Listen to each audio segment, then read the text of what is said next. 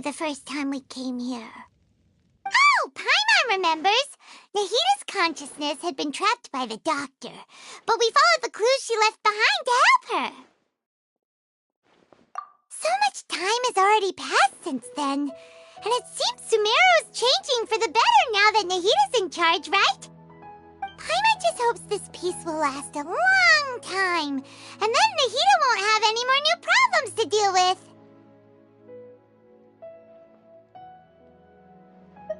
Yeah, guess you're right. We somehow always find ourselves right in the thick of it. Who knows what will happen next? Come to think of it, maybe it's all because of you. Maybe you're just a magnet for trouble. Huh? Me? Before Paimon ran into you, Paimon never ran into any trouble. At most, when she was super tired, Paimon got caught in some strange whirlpool and sucked out into sea. And even then, you fished Paimon out! Anyway, for Nahita's sake, maybe we should think about heading to our next destination for now. Ah, look who it is. Running into you in a place like this? I can see you two still love wandering around. Oh, it's Dia! Since when are we just wandering around? We're usually taking care of some serious business. Even though it may have nothing to do with our journey. But never mind that. What brings you here? I just finished a commission in the desert for a usual client of mine. Nothing too interesting. Just escorting a shipment of goods. I'm on my way to report back. That's when I saw you two all the way over there, chatting away. What were you two talking about anyway? Huh? You serious? Can't say I saw that coming. But you are travelers after all. I guess you'd never stay for too long in one place. Bumping into you like this will become a rarity.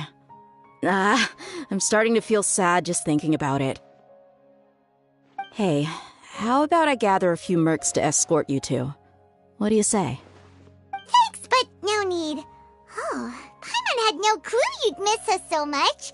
But don't worry, we'll come back to see everyone when we get a chance. Sounds good.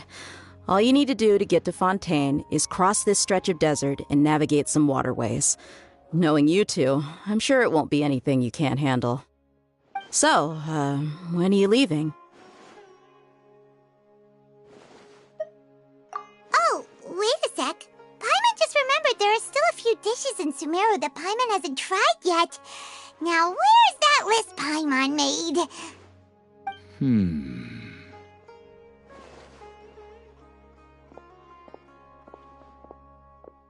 I see. Guess you won't be needing a going-away party or anything.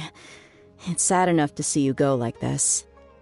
Though, now that I think about it, Sumeru wouldn't be what it is today without you. Seems true heroes always prefer leaving quietly. By the way, should we go say bye to Nahita? Oh, good point. Then there's no need to bother her in the real world. Then, I guess this is goodbye for now, Traveler and Paimon. Whether as a client or a friend, you're always welcome to come find me. Goodbye, Dia. Bye-bye, Sumeru.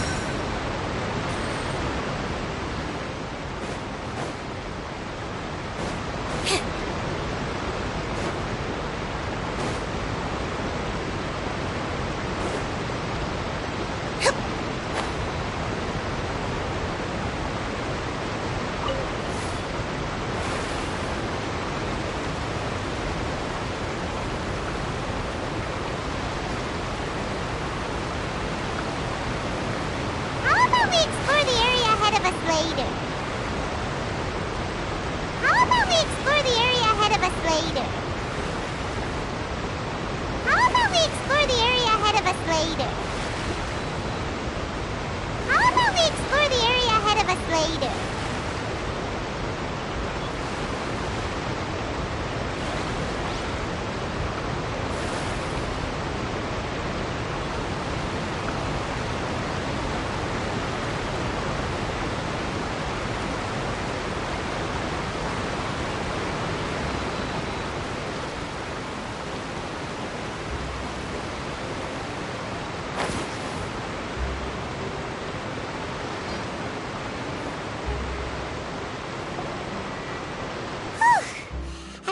All that sand and water, we finally made it!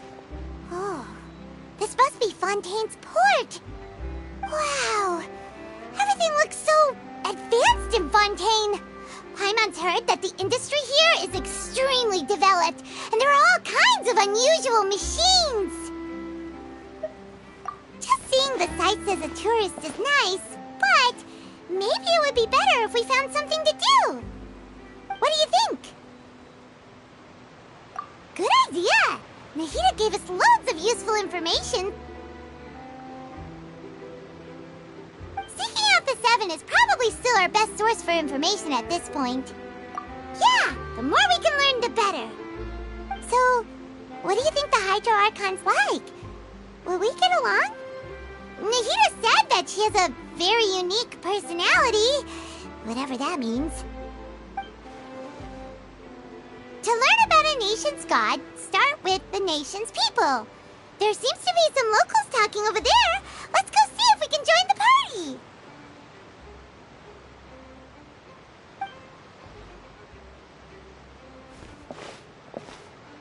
party. If you ask me, it's a tragedy how things ended for him. Clearly, he was a pretty decent person. Yeah, I didn't expect that kind of ending for him. I thought he would at least fight on a little longer for his family. I was expecting a sudden plot twist, but it's a pity that it never happened. Still, his story is quite the tearjerker.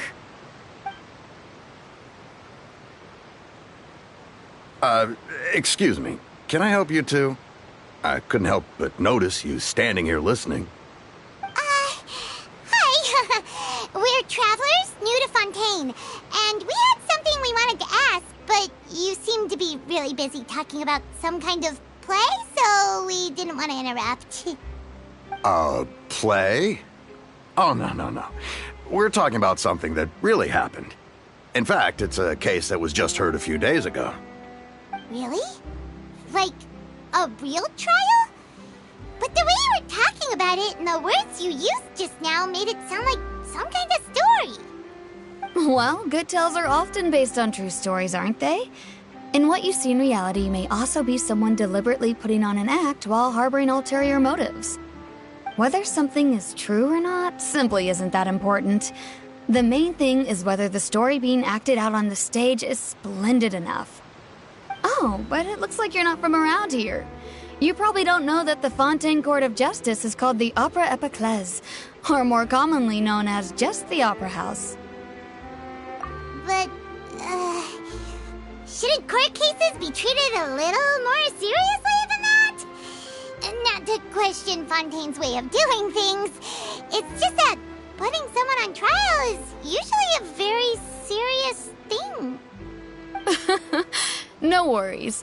Other visitors to Fontaine have wondered the same thing. You could say that we just don't want to waste the moving stories behind those cases. And as for your worries about whether the cases are treated with due reverence, we have the absolutely just and honorable Chief Justice Neuvillette, as well as the Oratrice Mécanique d'Analyse Cardinal, a machine created by the Archon. Between the machine and the Chief Justice, false charges and injustice are a thing of the past now. Oratrice? Is it some kind of machine, too? Oh, Paimon's curious. We should check it out if we get the chance. Wait, Paimon almost forgot to ask you our question. Do you know what we should do if we want to meet the Hydro Archon? Oh, that's easy. Just go to the Opera House. Lady Furina practically lives there. You could definitely say it's her biggest passion. Huh. I think what they mean is that they wish to speak with the Archon personally. In that case, I'm afraid it's going to be a tad more difficult. You'll have to make an appointment well in advance, and it'll depend on whether or not she has any time slots available. Huh. Is the Hydro Archon super busy taking care of official stuff? Wait, didn't you say that she's always at the Opera House? No. Lady Furina seldom takes an interest with the nation's affairs. The reason it's difficult to make an appointment is simply because she's incredibly popular. That's right. After all, she is the Archon. Though she may tend to get a little dramatic from time to time, people can't get enough of her. Huh. First time Paimon's ever heard of an Archon being described that way before. Wait! Paimon gets now! The Hydro Archon is kinda like a big celebrity here, right? Yeah, I suppose you could say that. Perhaps you could even say our mascot. Hang on. This is still Fontaine's Archon you're talking about. You should show some more respect. Yes, you're right. I guess I should at least try to be a little more respectful in front of visitors. Otherwise, I might get arrested and find myself face to face with Monsieur Neuvillette. Come on. Sure, there's a lot of laws here, but nobody's going to be arrested for saying something disrespectful about the Hydro Archon. Alright, I think we get it. Thank you! At least we now know that we can find the Hydro Archon at the Opera House. But who knows how long making an appointment will take? Guess we could have a look around the city in the meantime. Hey! What are you looking over there for?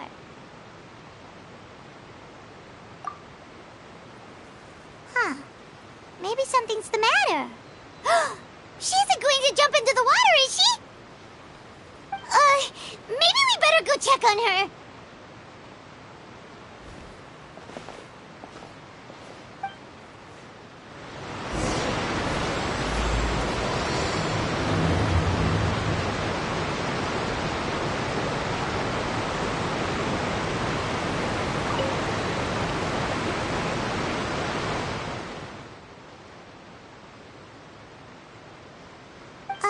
Hello there. Excuse me. Are you alright? Huh? I'm fine. Thanks. Oh, okay then. We just noticed that you seem to be worried about something. About many things, actually. But there's nothing I can do but just keep my troubles to myself. I was just reminiscing about a place my brother and I would play when we were kids. It was just atop that hill over there. See? You're pointing at the sea. Wait, are you saying that you and your brother lived in the water? Though people call the waters around Fontaine a sea, it's actually just an inland lake that's filled with fresh water. And though I can still see that hill clearly in my memories, now it's been completely submerged. He would skip and jump, tossing sand in the wind. The sun shone brightly, and the air was filled with the scent of the sea. But now, the water is gradually swallowing our memories. It won't be long before it swallows us. Sorry. Paimon doesn't really get what you mean. I don't believe we've had the pleasure of meeting. Are you Lynette's new friends? Oh, and you are? Thanks for looking after my sister. She often comes here to reminisce about our childhood, that's all. There's no need for any concern. Allow me to introduce myself. I'm Linny, and this is my sister Lynette. If I had to guess, I'd say you must be travelers from abroad. Nice to meet you. Paimon is Paimon, and this is the Traveler. We just arrived in Fontaine. We were just talking with your sister. Even though we didn't really get what she was saying. I see. It's unusual for Lynette to be so willing to talk with anyone. In fact, she seldom speaks at all. I'm usually the only one she ever talks to. Oh, really? Then you two are just like us! Paimon's always the one talking for some reason.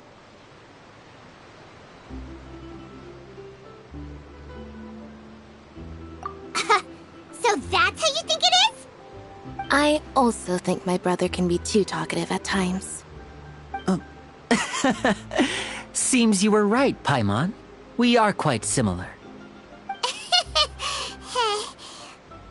So, what did Lynette mean just now when she said that the water is engulfing your memories, and that it won't be long before it engulfs you too?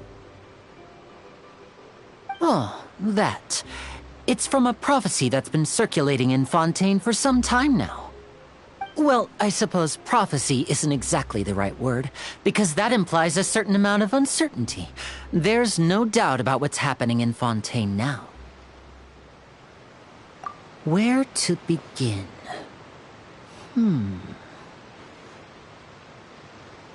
Let's put that question on hold for a moment. We still haven't formally greeted each other yet, have we? Did all the introductions earlier not count? Hello, traveler.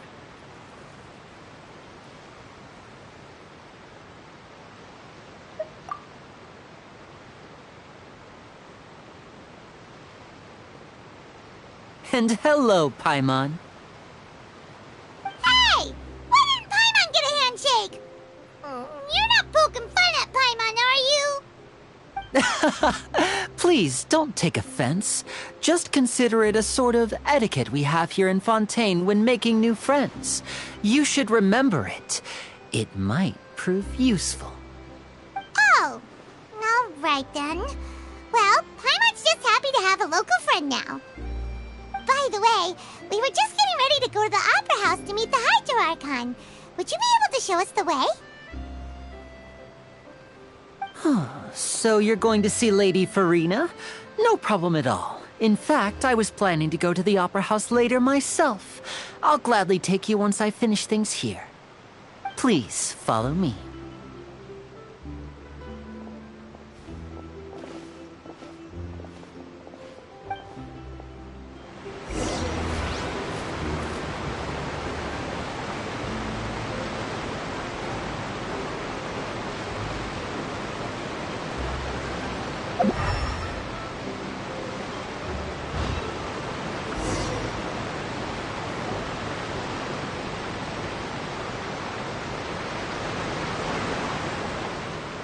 You said you were going to see Lady Furina? Well, it seems Lady Furina has come to see you.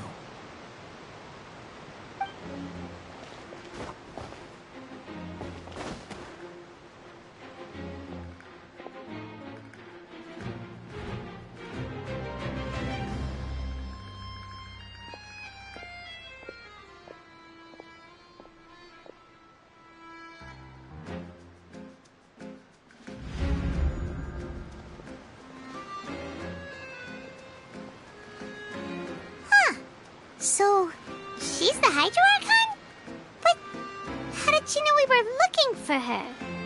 My dear people, rich and poor, those with cup in hand and those with nothing at all, raise your glasses in celebration! If you don't have one, then just raise your hand in lieu.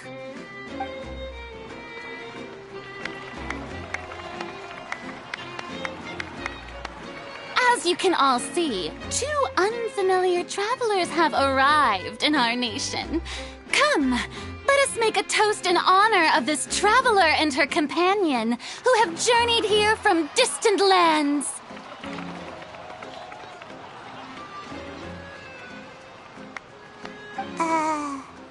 Is she talking about us?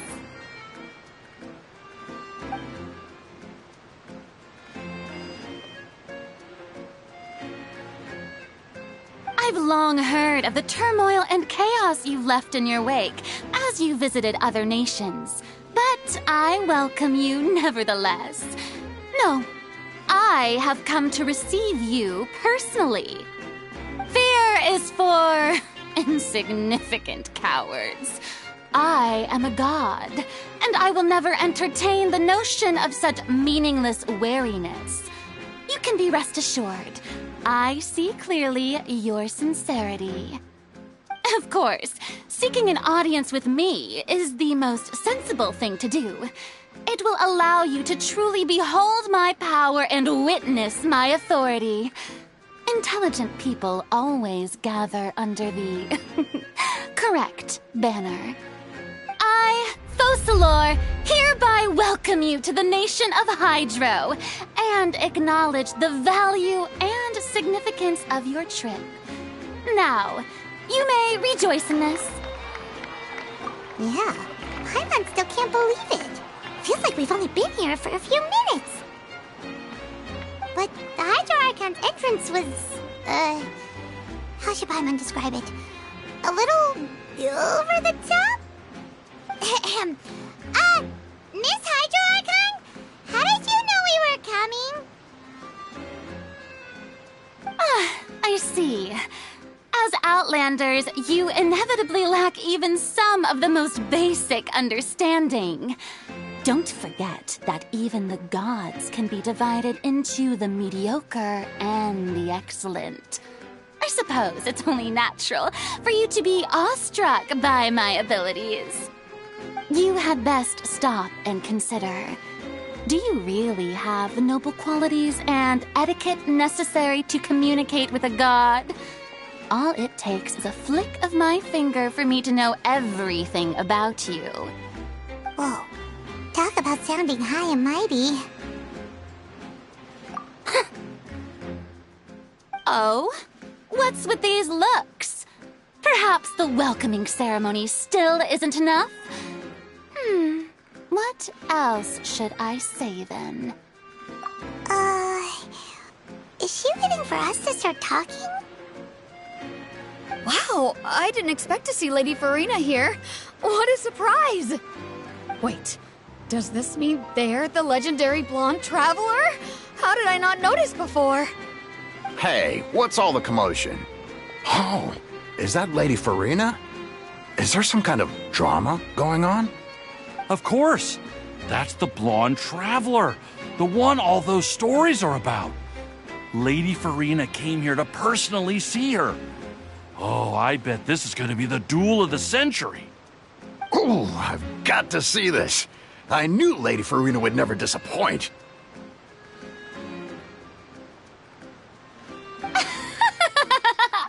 Yes, but don't get too excited now. My dear believers and spectators alike tend to get quite rowdy, and despite the noise, I've come to tolerate all their ruckus.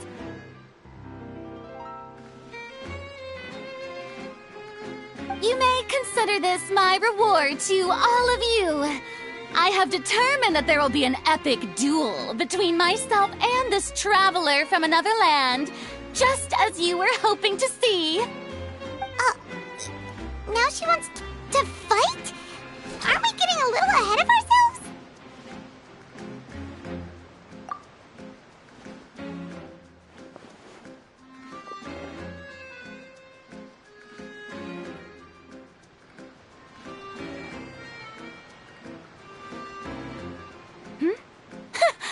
Are you not afraid? Might I remind you that this is a duel against the divine? What are you trying to do, traveler? Provoking a god in front of her people? Stand down, Clorend. I admire her bravery. Few have the courage to draw their sword against a god. She is obviously a true warrior. Unfortunately, people nowadays only crave to be thrilled, and a mere duel will not slake their thirst for excitement. Oh, yeah, she's right. Just a duel wouldn't be all that interesting. On Araneus, criminals are always requesting duels to defend their honor. They're getting a bit old, to tell the truth. You see. Then, as the god of justice, I shall face this traveler in another kind of duel. A duel in court! Whoa, all right! Now that'll be worth seeing! Right. This is Fontaine, after all. Such a grand opera house, it would be a pity not to use it. Why do you care so much about the crowd's reactions? Seems you've spent a little too much time in the opera house. Besides, how exactly do you plan to have a duel in court? You mean you're going to put us on trial?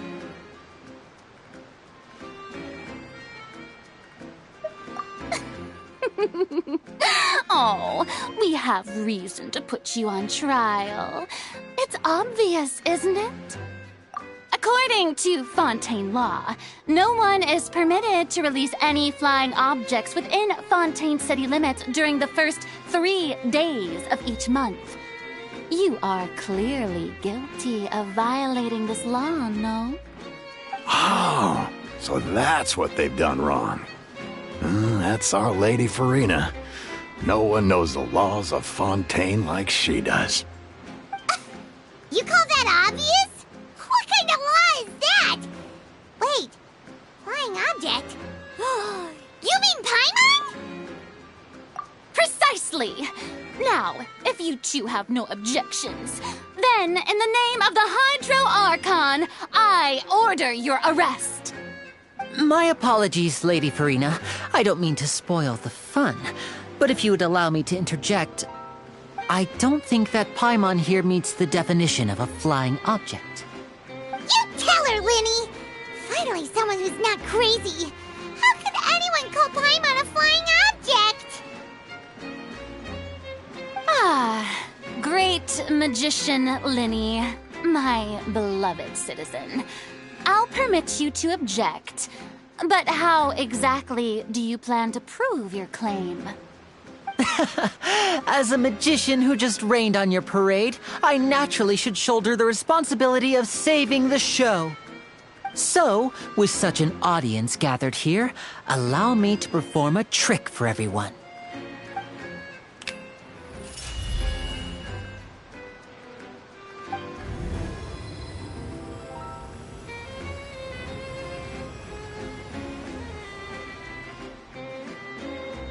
Ta-da!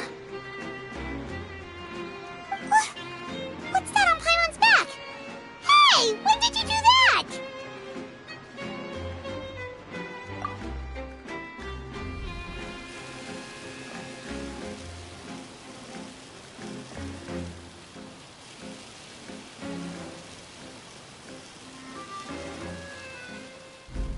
There. As you can all clearly see, Paimon should be classified as, well, something like a balloon. This rope has been in the traveler's hand all along. It was just that no one could see it before. Huh? You call that magic? You've got to be joking.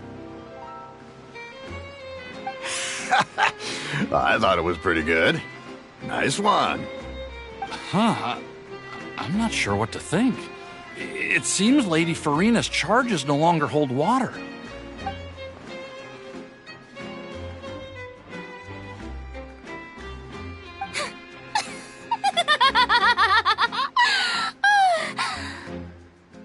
Amusing. Very amusing, Linny. Just the sort of unexpected twist that I enjoy. With you here, today's performance can finally be called complete. Performance? You see all this as a performance? In which case, consider the matter of your trial resolved. The god of justice will not bring charges against an innocent person. But when there are valid grounds, I will not only judge travelers from abroad, but even the gods of other lands. I look forward to seeing your upcoming performance at the Opera House, Mr. Linny and Miss Lynette. That's enough for now. Toodaloo!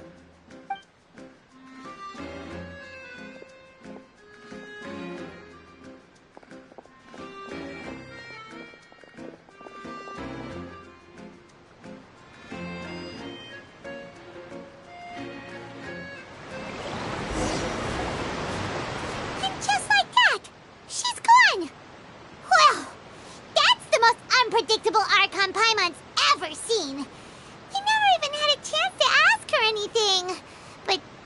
problem for future Paimon. That whole scene just now was really...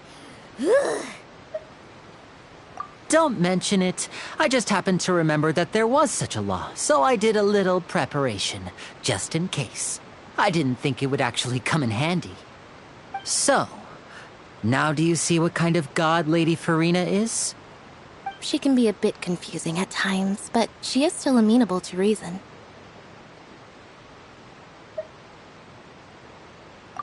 Anyway, Paimon had no idea you were a magician, Linny. It sounded like you'll be performing at the Opera House, right? I just know a few simple tricks I use to make a living. Lynette is my assistant. It will actually be my first time performing on the most prestigious stage in Fontaine, the Opera House. But isn't the Opera House where criminal trials are held in Fontaine? When there are no public trials being held, the Opera House hosts a variety of other performances. To the people of Fontaine, the line between a trial and a performance can be a little blurred. And speaking of performances, I would be remiss to forego this opportunity gifted by fate. Might I invite the two of you to see my performance? My brother's always excited to make new friends. Oh, sure. We don't really have anything to do now, and we wanted to go to the Opera House anyway.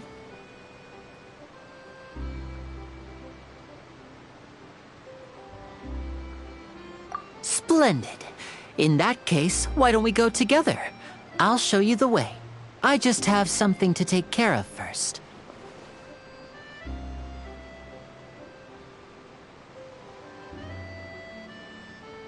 Oh, you really mean it? Then I'll take you up on your offer.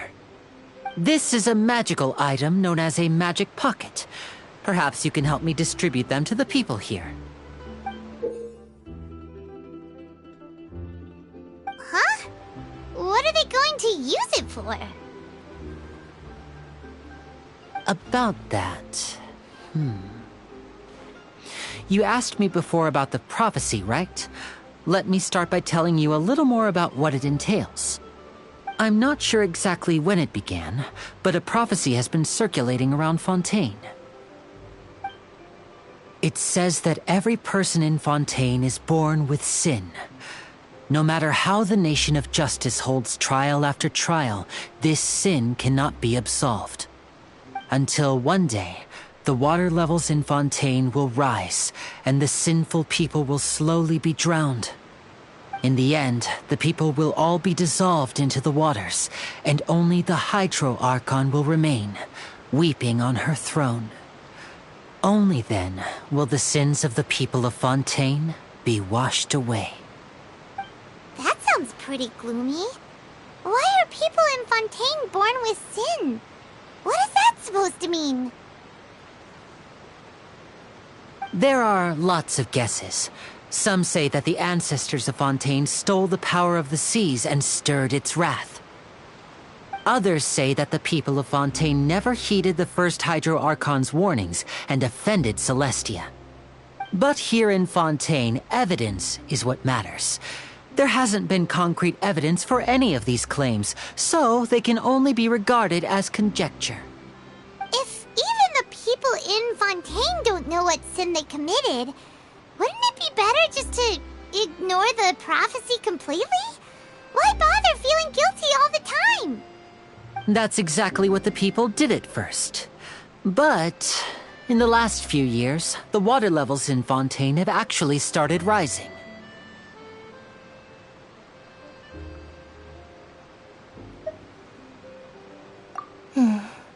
Many places have already been completely submerged, and now lie beneath the sea. Many people carry on with their lives as before and shrug it off as a natural phenomenon. But my family and I think that the people of Fontaine shouldn't ignore the possibility, which would end up sentencing them to death. We hope that at least the people who reside near the waterfront can move away before it's too late. So, we've started distributing magic pockets to them. As a magical item, these magic pockets have astonishing capacity. I'm sure they will come in handy when people are moving their belongings. Oh, Paimon gets it! It's for a rainy day! But this is more than a bit of rain.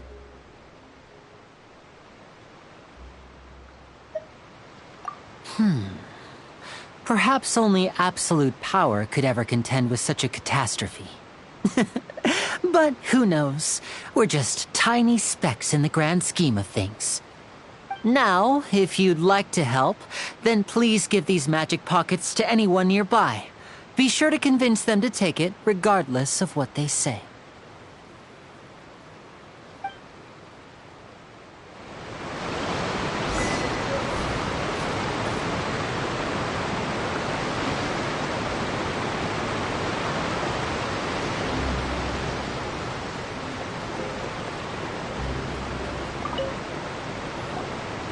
What's this?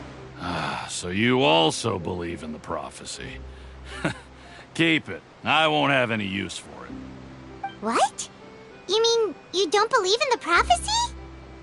No, I believe in the prophecy. But I also believe in another story. The story says that people once lived in the ocean. They were one with the ocean and couldn't live apart from it. But as time wore on, people desired to live on land and developed blood vessels, encapsulating the sea within their bodies.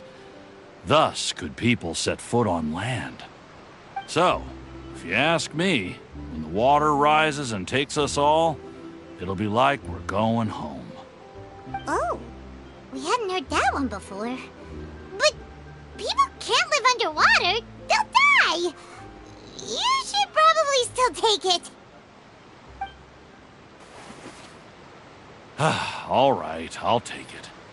I guess I just feel that being dissolved into the water doesn't necessarily mean death.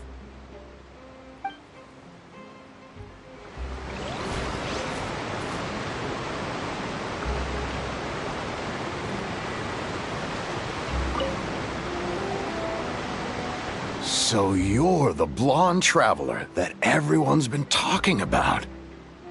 My apologies for not recognizing you earlier. Oh, a magic pocket? Seems you really thought of everything. I guess it's better to prepare for the worst and hope for the best. Thanks. Please, also thank the magician on my behalf when you get the chance.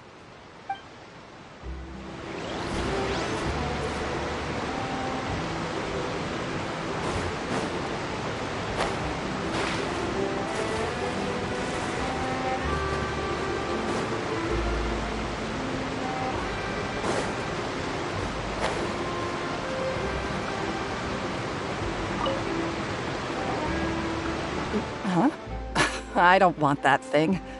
Way I see it, if the prophecy's true, it's still gonna be a long time before the water can cover everything. Life is all about living in the moment. What use is there in worrying about the future all the time? We'll cross that bridge when we get to it. You should still take it. You never know when it'll come in handy. Oh, all right, fine. Thanks. It's just that if I start moving, that means I've already given up on the life I have now. I'd really rather not.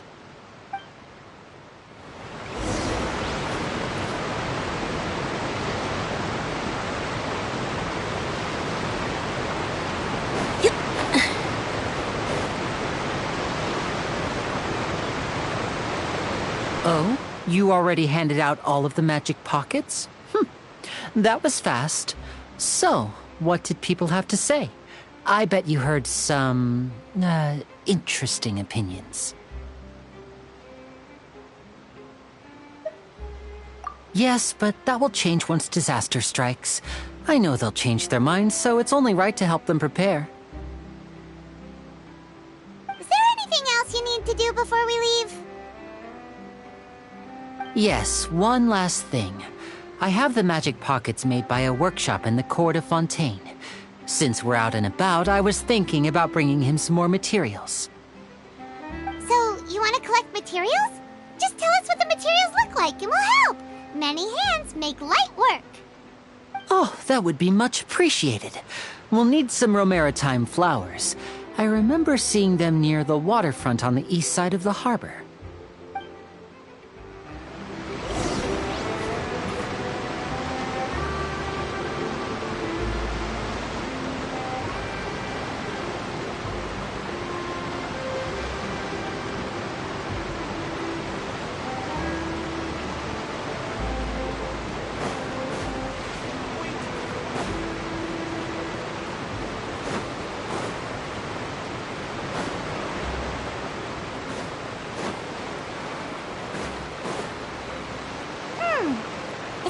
We have to use Hydro to collect romaritime flowers.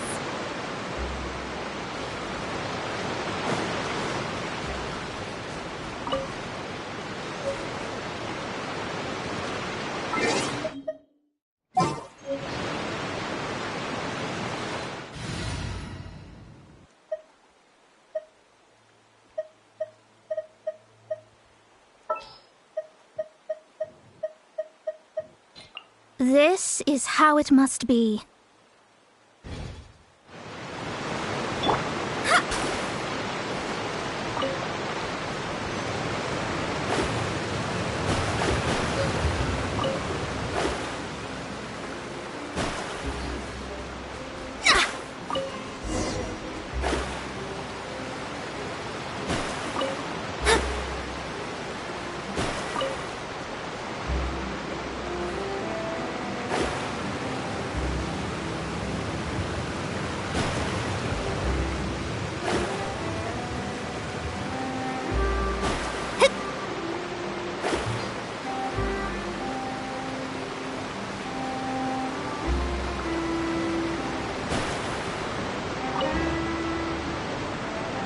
You made quick work of that. I can tell you're an experienced traveler.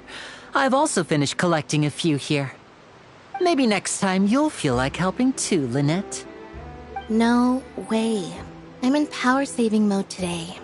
Otherwise, I fear I may not have any energy left for the performance at the Opera House. Fine. Though the performance is still a long way off. Now that we're finished here, we should get ready to head back to the court of Fontaine. So, we're going to the court of Fontaine before we head to the Opera House? Good. Paimon wants a tour of Fontaine's largest city and try...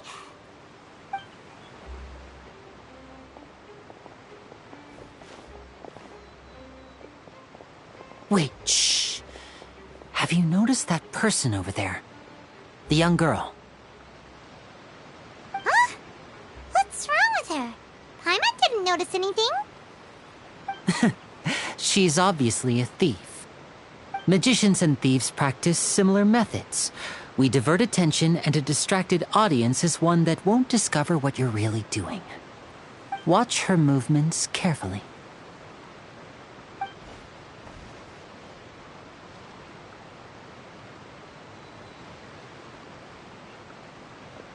Oh, he's right! Shh, keep your voice down. We need to think of a way to catch her, but it seems she's very alert. Perhaps we should split up. You two can ride the lift over there and wait up top. I bet that'll be her escape route if she tries to run. All right, let's go.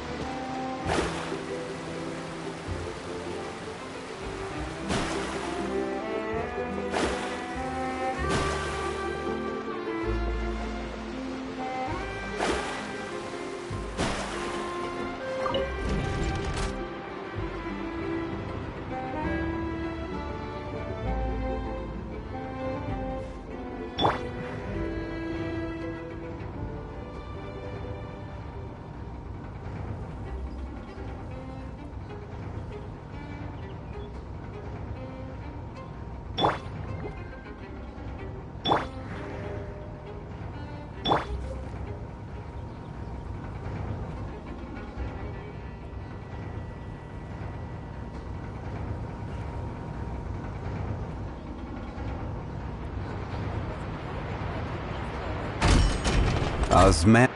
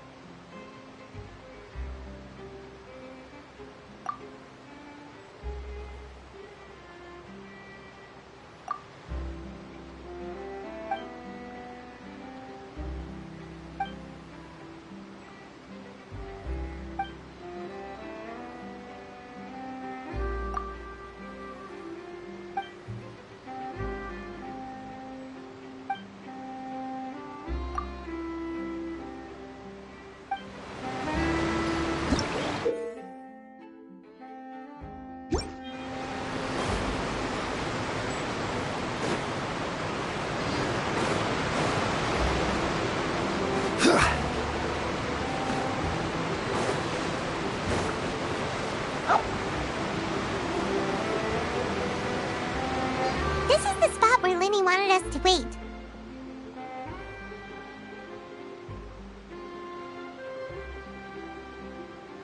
Oh, look! Isn't that her?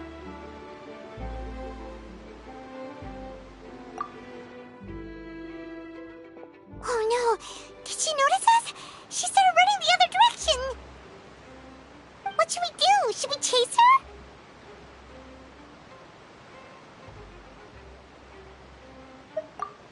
You're right. She might also be trying to lure us away.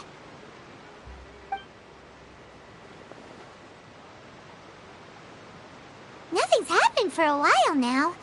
Paimon wonders if Linny caught the thief. Yeah, let's go.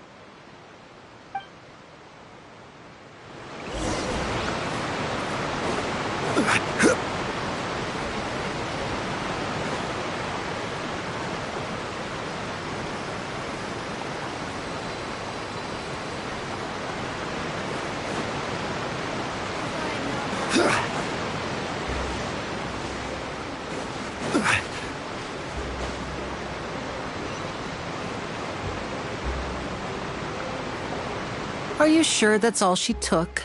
You should check to make sure you're not missing anything else. No, that was all. Oh, I can't thank you enough. I didn't notice a thing earlier. Anyway, I should be going now. Thanks again.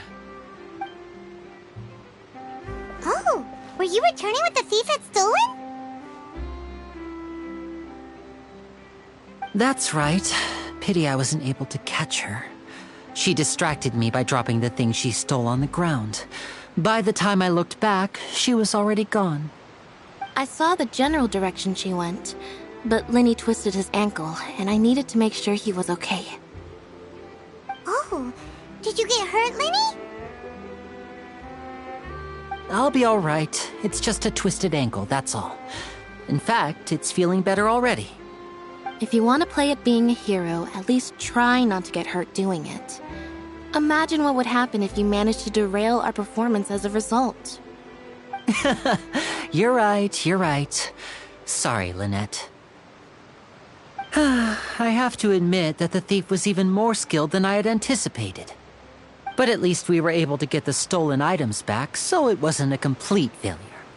What a slippery little thief! Guess things turned out all right in the end, though. Linny's initiative paid off! All right, let's put this little detour behind us. We should go to the court of Fontaine now.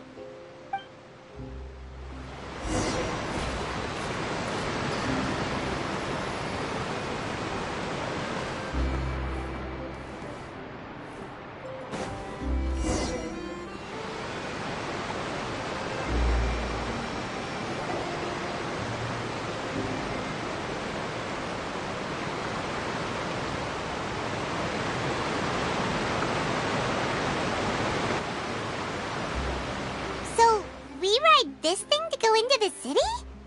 What an ingenious way to get around! People in Fontaine really know how to use water!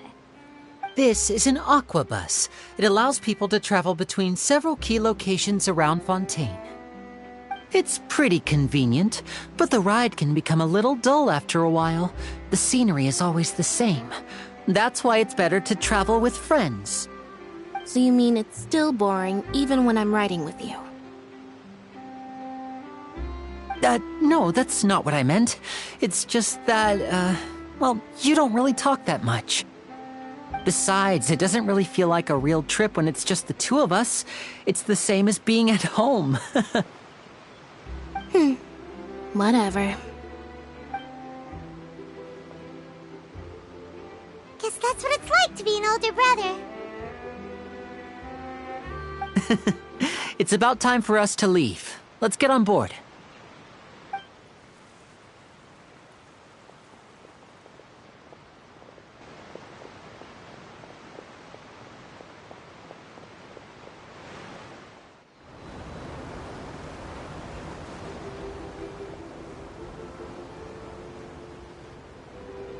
Huh?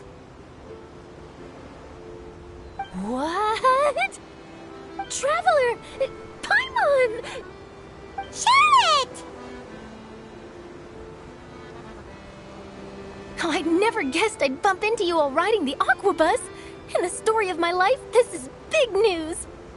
What are you doing in Fontaine? I didn't hear anything about you paying us a visit. Yeah, it's quite the coincidence, but as travelers, we're always on the move. It's not surprising that nobody knew we were coming. Though we still have no idea how the Hydro Archon knew about us. Oh, let Paimon introduce you to our new friends! Oh, no need for introductions, Paimon. I would recognize the great magician Linny and his assistant Lynette anywhere. I wouldn't be much of a reporter if I didn't know who they were. It's a pleasure to meet you. I'm Charlotte, a reporter for the Steambird. Nice to meet you. From the Steambird, huh? We've often relied on your paper to promote our performances. It's an honor to meet you. Now that everyone knows each other, Fontaine suddenly doesn't feel like such an unfamiliar place. So, what have you been up to lately, Charlotte? Any big news? Not too much. When there isn't any breaking news, I mainly cover the trials at the Opera House. You can still manage to keep readers' attention as long as you tell things from a clever enough angle, even if it's the same old topics. For example, reporting on how a scammer once deceived vulnerable girls into relationships, or how a financial criminal was once so poor that they ate a single piece of bread for 5 days. You're right. Seems you know me pretty well. What I'm really after is exclusive, sensational news pieces that could shake the country. These smaller stories are a waste of my talents. Oh, I just remembered. I've been following a case lately. Well, a series of cases, actually. You mean the serial disappearances of young women case? That's right. These stories are the talk of the town right now, and it's probably the most mysterious case we've ever seen. If I'm the first with a draft ready to publish when the case is finally cracked, and it's the headline story in the Steambird, oh, when that happens, I bet all the other reporters will shed tears of envy. I've already gathered all kinds of materials. I just can't wait for the truth to be revealed. So, what is the serial disappearances of young women case? You mean the culprit hasn't been found? That's right. The first missing girl case happened almost 20 years ago. And ever since, after a period of time, another girl disappears. What the cases have in common is that the girls are all of a similar age, and that they've all vanished without a trace. But the scariest part is that to this day, none of the girls have ever been found. Many suspects have been arrested over the years in connection with this case, but shortly after each arrest, another disappearance would always happen. Yes, it's possible. But either way, I believe that every case has some precise truth behind it, waiting to be exposed. Yes, I agree. And at the very least, the family of those missing girls deserves some sort of explanation. I just imagined for a second what I would do if Lynette were to suddenly disappear. I'd pay any price to get her back, and then find a way to track down the culprit. Please don't imagine that, Linny.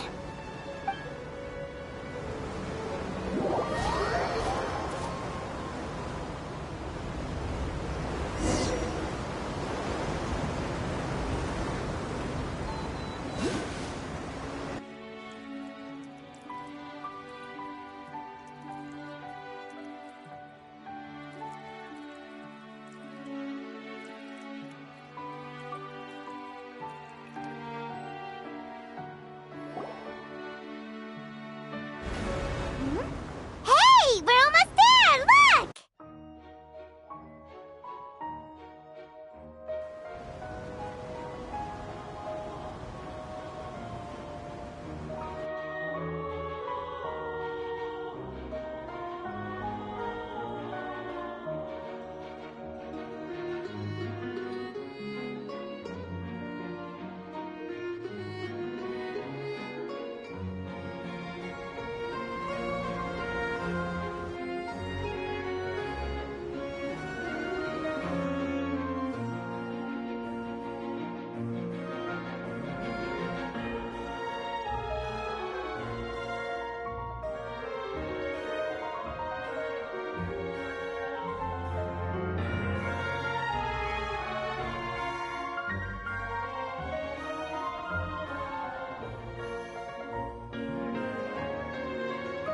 Well, I really enjoyed chatting with you. Life should be full of pleasant little surprises like this.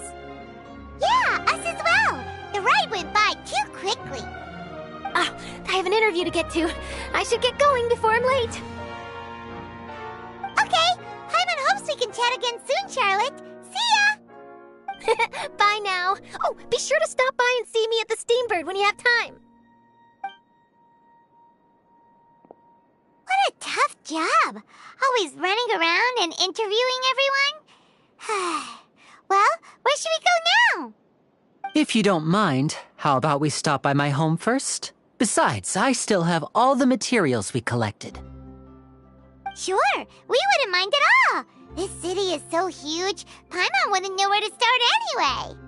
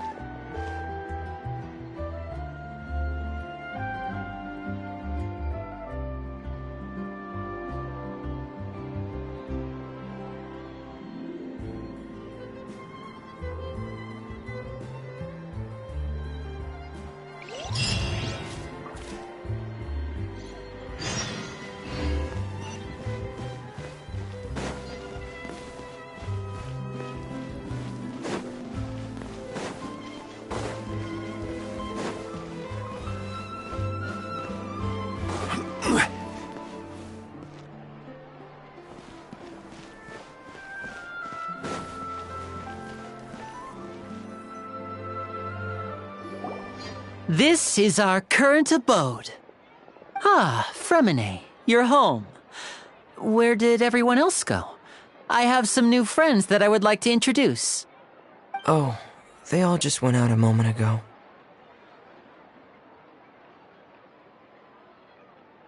I see.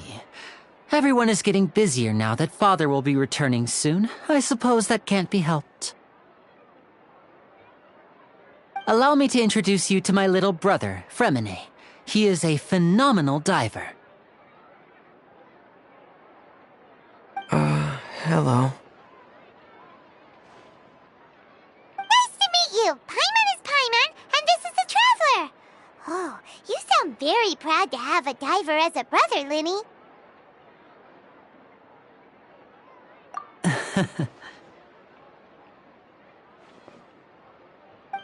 Linny, could you come here for a moment?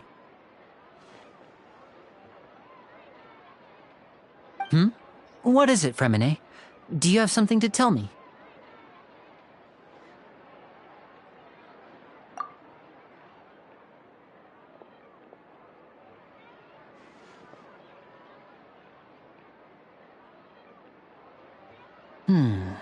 Okay, I see. Is everything all right? Oh, it's nothing. We were just discussing a little housework. Sorry for the interruption. Oh, before I forget, the Traveler and I collected more materials to make magic pockets. Were you able to get any, Fremine? Yes, I went diving and gathered lots of materials. I was about to give them to you.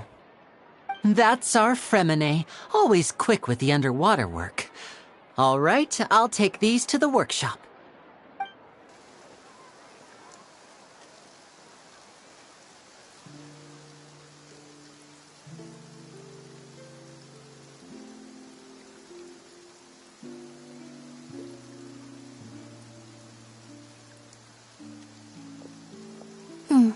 Looks like rain. Oh, you're right. But wasn't it clear and sunny just a moment ago? Fontaine's weather sure is weird.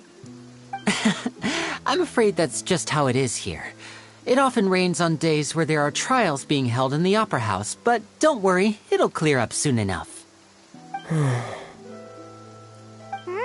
What's wrong, Fremine? There's a legend about the rain that I tend to believe.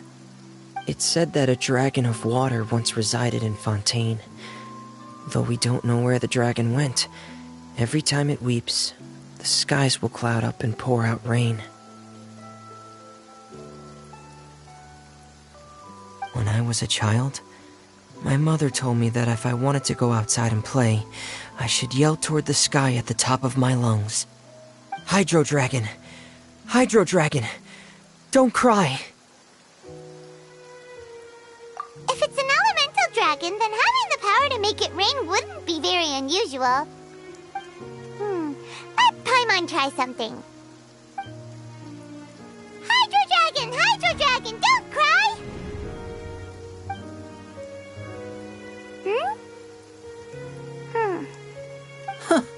Doesn't seem to be of any use. It is just a legend after all. You know, you might be a more popular magician if you understood the concept of romanticism. Or could at least play along. Sorry. It might be because we've never met the Hydro Dragon. Perhaps it can't be comforted by the words of strangers.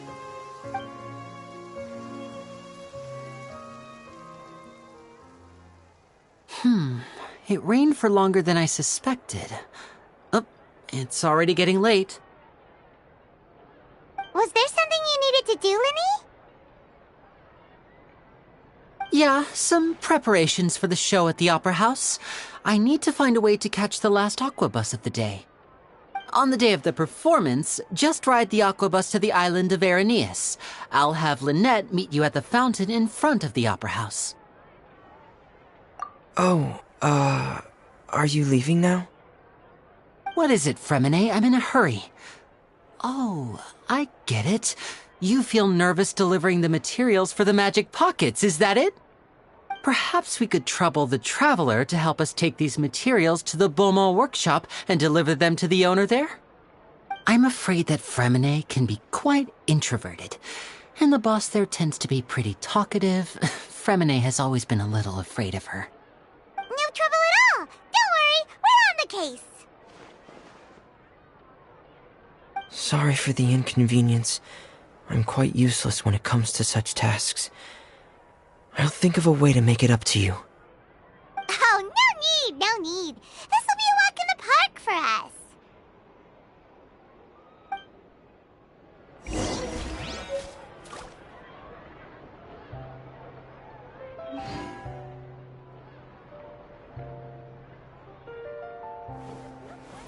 Fresh fruit, sweeter than syrup.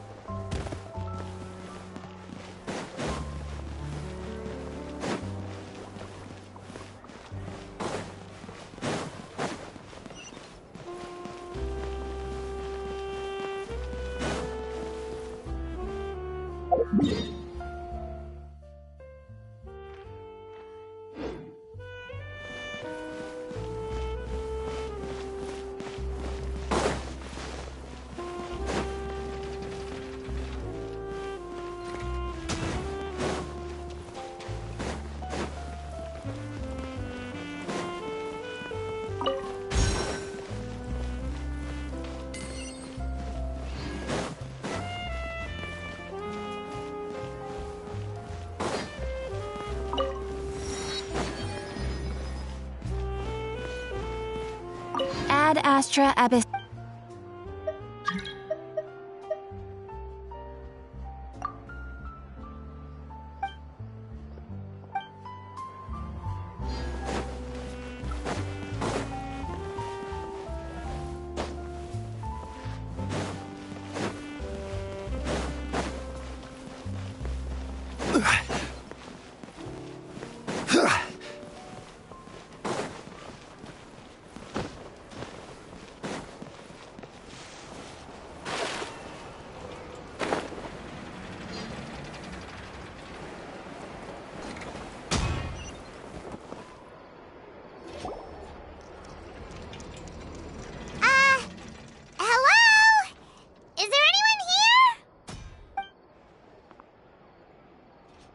Oh, hello there. New customers? Looking to buy, or do you need something made? Or perhaps you're just looking for a chat with me. Oh no, we're just here to deliver some materials. Here they are. They're for making... what were they called again? Ah, these must be for Magic Pockets. I could tell right away. I've already made several orders worth now. No need. They've already prepaid several batches worth. When they told me what they'd be using them for, I even offered them a discount. But they insisted on paying the full amount, saying that I had a business to run. It seems both their hearts and their pockets are made of gold. Whoa. So, is Linny actually loaded?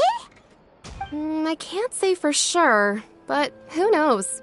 Maybe there's good money to be made being a magician in Fontaine. Hey! Is this machine what you use to make stuff here? It looks really advanced. Why use your hands when a machine can do the work? It would be a waste not to use the latest technology, and wasting is a kind of crime. But where does a big machine like that get its power from? Well, it's a little complicated. I'm not sure I can put it in layman's terms for you. But basically, everything we usually use here in the city is powered by indemnitium. It's a type of energy that's produced from trials. Huh? How can trials produce energy? Well, I'm not completely sure of all the details myself, but basically, when a trial is in session, the Oratrice Mécanique d'Analyse Cardinale harvests people's belief in justice and converts it into energy to be used all around Fontaine. So that's what its other function is? Paimon heard that the Oratrice was created by the Archon to make judgments. But Paimon still doesn't get it. How could something unreliable like people's beliefs be turned into a stable power source for these machines?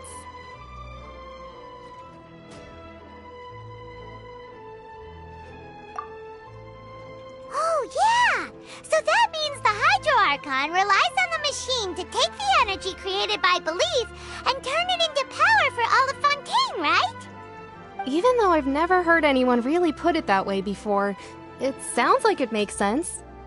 Besides indemnitium, we have another type of energy called pneumosia. It isn't produced by the power of the Archon, but it is unstable by nature. Even now, it still cannot be widely used by civilians. I thought I'd find you hard at work, but here you are chatting the day away. Since you're already talking, I'm sure you wouldn't mind a few words with me. You again? Didn't I already promise you that I'd have the more I owe to Confrérie of Cabriere by next month? Why are you hounding me now? Yeah, but how do we know that you won't go running off by the end of this month? I want 50% today. Wait, no, 70%. Huh? You... Seems business isn't so great for the workshop. We've already finished our job and delivered the materials. Maybe now's a good time to leave?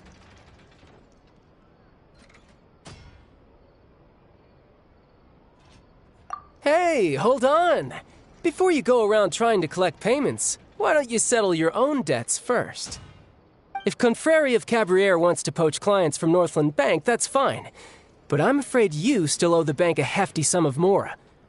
So why don't we work things out between us first, before you get back to your little conversation here?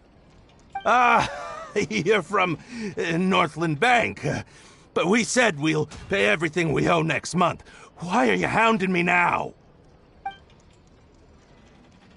Traveler, Paimon! I didn't think I'd run into you here in Fontaine. What are the chances? We're surprised to see you too! What are you doing here in Fontaine? You didn't want to stay in Snezhnaya?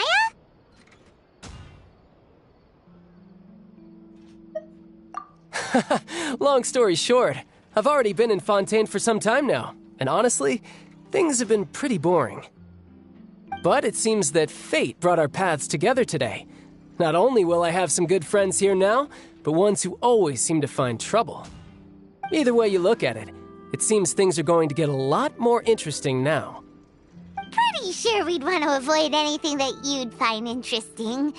Besides, our trip here has gone pretty well so far. Right, Traveler?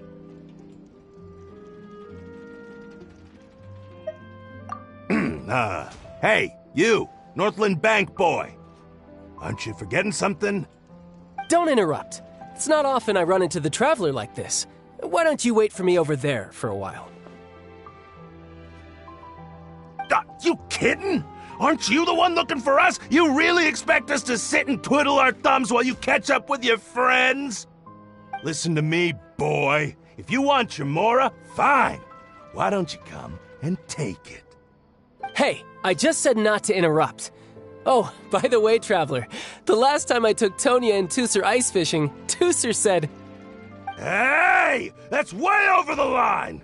All right, boys, let's see who has to pay up now!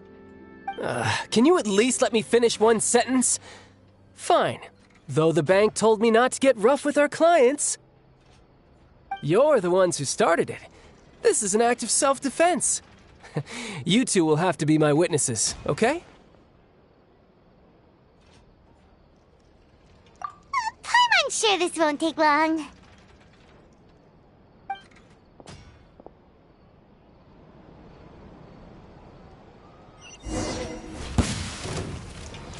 Tidal wave.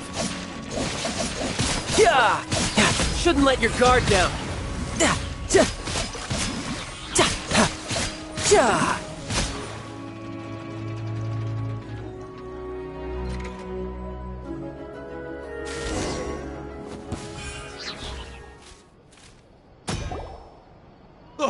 What's your deal, Brad? How are you so strong if you're just a staffer from Snezhnaya's Northland Bank?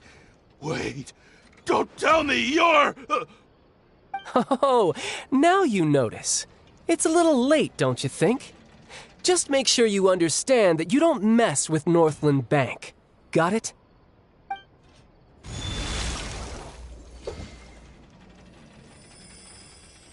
Huh?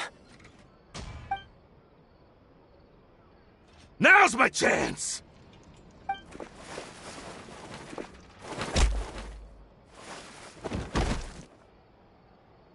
Huh. That was weird.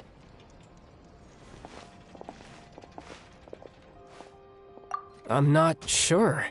It's as if I suddenly lost control of my hydro powers when I needed them. Maybe there's something wrong with my vision? Strange. How could that happen? First time Paimon's ever heard of someone losing control of their vision. Never mind. It doesn't matter. If I want to stay sharp, I shouldn't be relying too much on my vision anyway. Besides, I always have my delusion in case I need it. So what are you doing in Fontaine, child? I don't see its work for Northland Bank. Well, I guess it's because I've been in a bad mood lately. Huh? What kind of reason is that? Wait, since when do you feel down about anything? I don't know. Maybe I still have a lot to learn about myself. But recently, there seems to be some sort of restless power stirring inside of me. And I don't know why, but every now and then I feel like I'm in a terrible mood. Maybe you losing control of your vision just now is connected with that power you're feeling inside. That is a possibility. I can't remember if I ever mentioned it before, but when I was 14, I fell into some unknown abyss. It was during that time I learned nearly all of my abilities. The one who took me under her wing and taught me was named Skirk. She was always quiet and very mysterious. Nobody knew where she came from or what she had been through, and she was always very strict when teaching me combat techniques. One time, I asked her why she was willing to take me on as an apprentice. From what I could make of her answer, it was because I had awakened it, and traces of it remained on me. She said that all my combat training would be useful in the future. But what is it? What did you awaken? She never explained that, but my guess is that it's related to a dream I saw when I had just fallen into that abyss. In my dream, I was in the deepest depths of the sea, and the boundless seabed was all around me. But in front of me appeared a whale that was so massive, I felt like I couldn't breathe. A whale? Oh, that sounds familiar! When we fought against you before, you summoned a huge whale that seemed to leap at us. Is that the one? That's just an abstract form of a whale that I create using my elemental powers. It takes that shape because the scene I dreamt of the whale has always been stuck in my mind. I'll never forget it. So you used the whale as inspiration for one of your moves? Huh. Seems a little twisted to Paimon. So why don't you just go ask your master? Maybe she knows the answer. You make it sound so easy. Ever since the incident I experienced there, I've never stopped searching for Master Skirk and that unknown abyss. But it's been years now, and I've still found nothing. There isn't even a trace of the place where I remember falling into the abyss. Oh, it sounds like some kind of ghost story. Yeah, I'm out of leads at this point, but there's nothing more I can do. It seems that strange encounters in this world tend to be elusive like that. Oh, seems the time really flies when I'm talking with you. I just remembered I have somewhere else I need to be, so I should get going. What? More work for the Northland Bank? No, it's more of a personal appointment. Lately, I've been sparring with some of Fontaine's official champion duelists whenever I'm feeling bored. Official champion duelists? You mean it's their job to duel? Yep. In Fontaine, before a criminal goes to court, they're given one chance to defend their honor by requesting a duel with an official champion duelist. The champion duelists are all-powerful fighters selected from among the nation's best, and the duel itself is a no-holds-barred fight with no specified stopping point. So engaging in such a duel is regarded as a symbol of defending your honor. If a criminal manages to win the duel, they'll be acquitted, but if they lose, they'll have no choice but to stand trial. And the worst-case scenario is that you're simply killed in the duel. Though it's rumored that Fontaine has a death penalty, from what I can tell, no one has ever been officially sentenced to death. So really, the only people who opt to duel are those who have suffered a grave injustice in being accused, or those who greatly value their honor. Otherwise, why gamble with your life? So, do many people actually get out of their trials by winning the duel? Apparently, it's exceedingly rare for anyone to actually win. Fontaine probably enacted this system as a way to show that the nation respects the honor of its citizens. Besides, none of the champion duelists are to be trifled with, which is exactly why I was itching to face them as soon as I got to Fontaine. Apparently, the one I'm meeting today, Clorinde, is the strongest of the champion duelists. I had been asking her for some time before she finally agreed to face me today. Well, that's child for ya. Paimon feels like we heard that name somewhere before. Clorinde. Huh. Oh, before I forget, I want you to have this.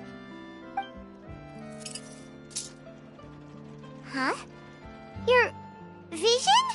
You're seriously just giving it away? I'm just worried that it could become uncontrollable again. I'd be pretty upset if it got in the way of my duel, so I think I'll be better off without it for now. Besides, I just need you to hold on to it for a short while. I'll come retrieve it when I have some time later. Paimon knows knows what you're up to. You just want an excuse to come talk to us again, don't you? Whatever gave you that idea? I'll be in touch later.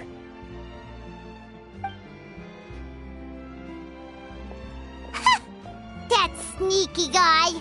He said he's been feeling down lately, but he seemed the same as ever to Paimon. Well, since we don't have much to do for now, we might as well walk around and see the city before Lenny's performance.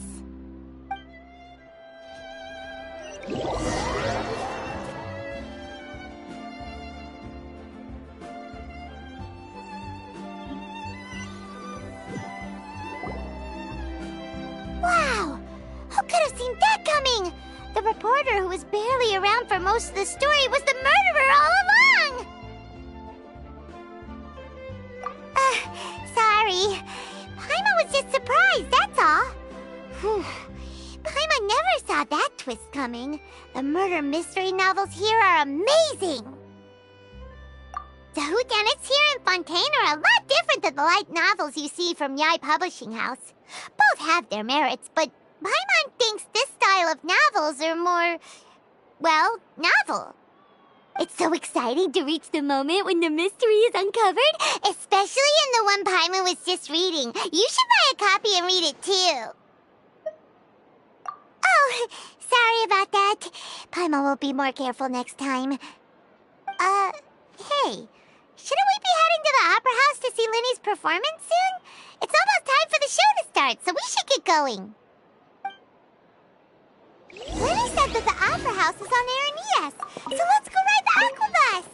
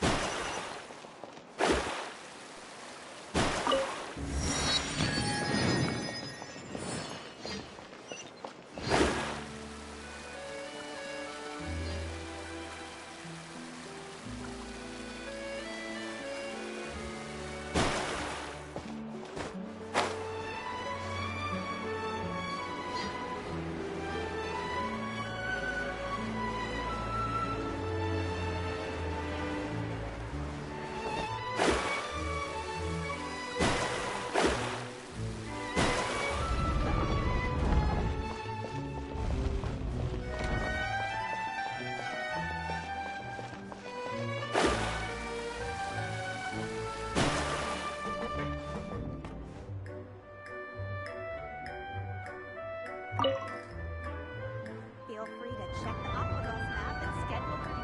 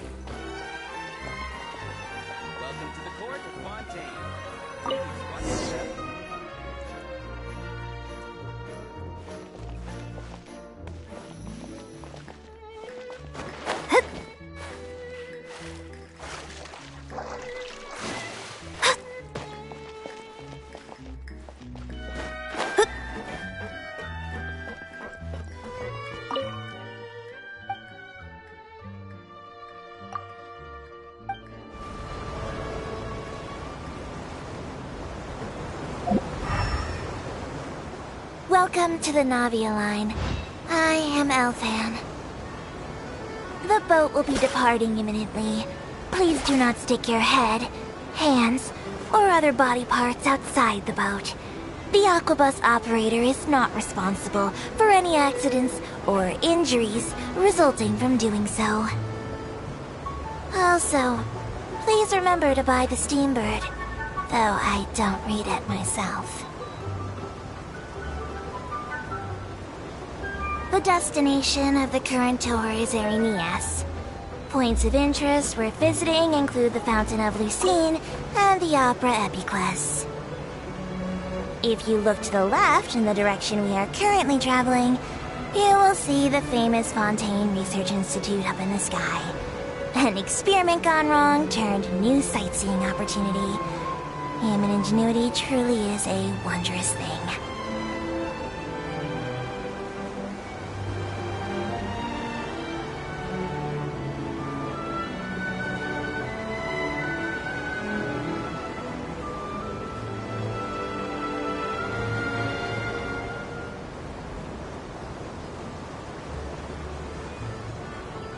We are now approaching our final destination.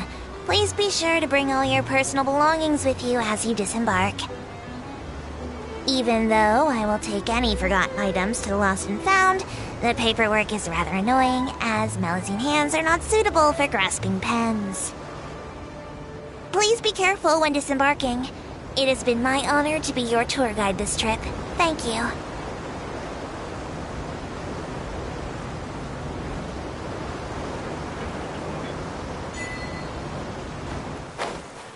Scry the sky.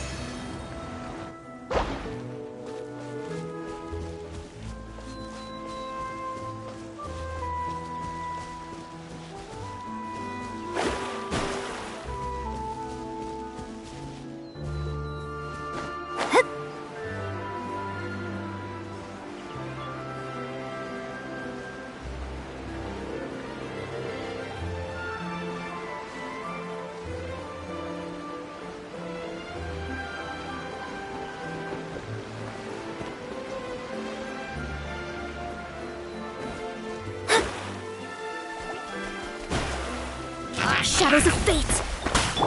Whirling snow! Surprise! Be amazed!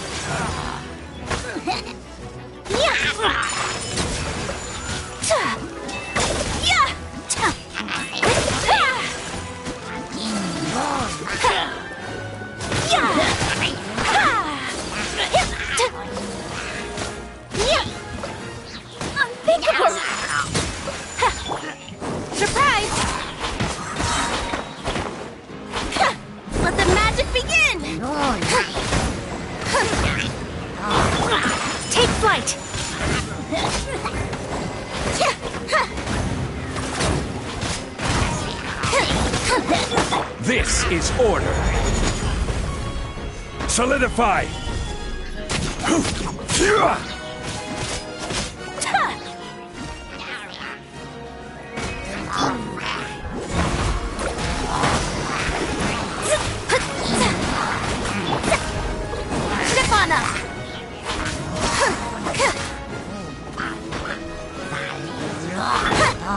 Whirling snow!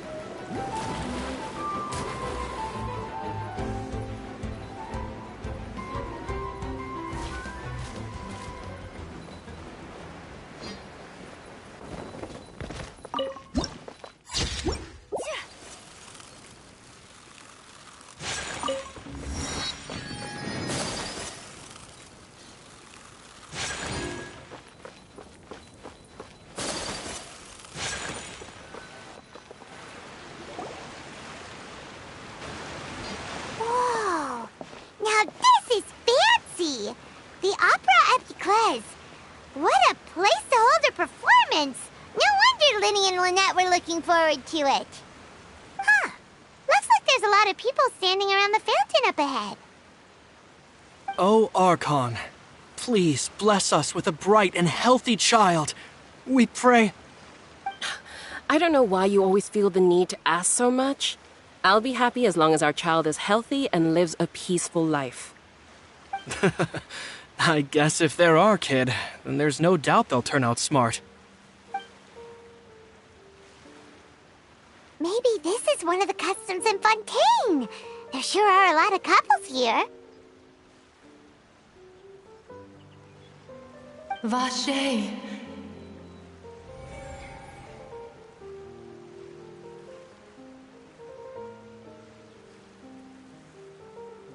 What's wrong? Vache. Vache.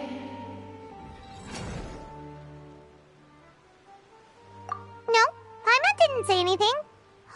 Are you hearing things? Welcome to the Fountain of Lucine. All the water flowing through Fontaine converges here. It's customary for newlyweds to come here and wish for children. Ah! Lynette! You scared Paimon! When did you get here? Lenny asked me to wait here for you, remember? Ah, right.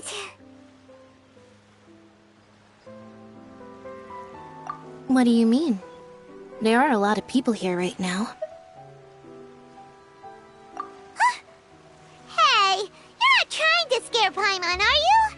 Besides, it's the middle of the day. It's not the time for eerie things. I see. I might be able to tell you something that could help explain the voice you heard. In fact, you might not be imagining things at all. I suspect that what you heard is a result of your hypersensitivity to the hydro element. Others in my family have had similar experiences. It's because of her sensitivity to the hydro element? But what would hearing a voice have to do with elemental power? When do you cry, Paimon? Wait, what? What does that have to do with anything? Just answer me. When do you cry?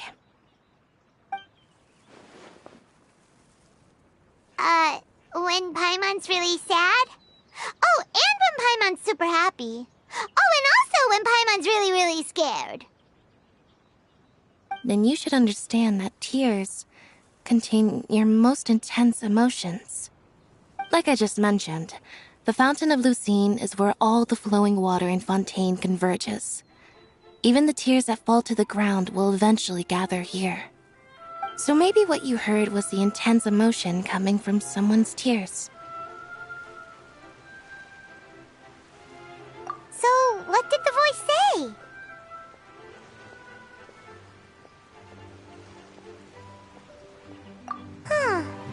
If you were hearing their emotions, then Paimon wonders what happened to them. Rather than worrying about them, we should worry about my brother first.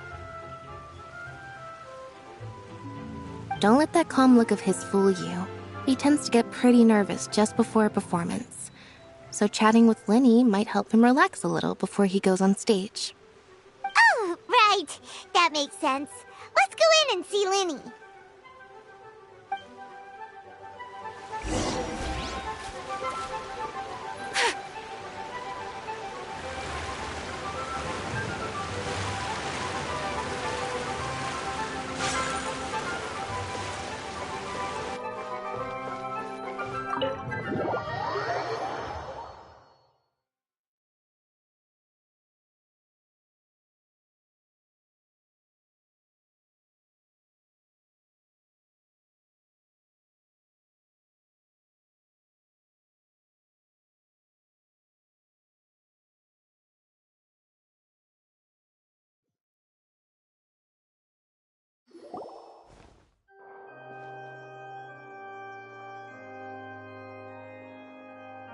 Traveler and Paimon, good to see you. I knew you two would come. Are you kidding? We wouldn't miss it for the world. We've been looking forward to it. I can tell, judging by how early you've arrived. But you're actually right on time. The audience still hasn't started entering the venue yet, which means now is the perfect chance for us to take you to the best seats in the house. Wait just a moment. I'll fetch the tickets.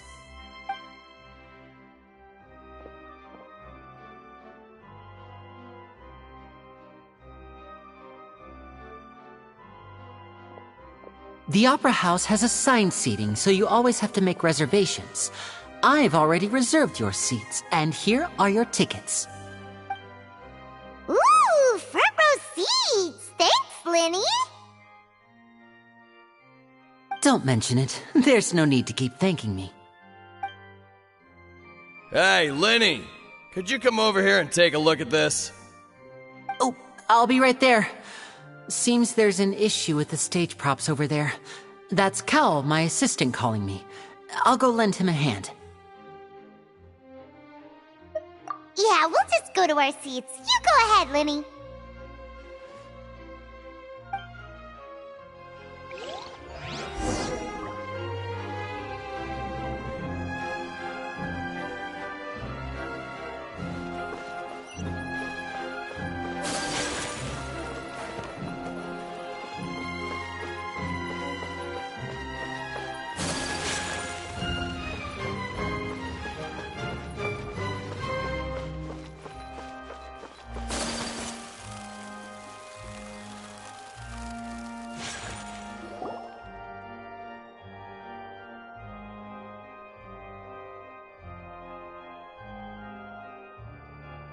These should be our seats. Come on, let's sit down.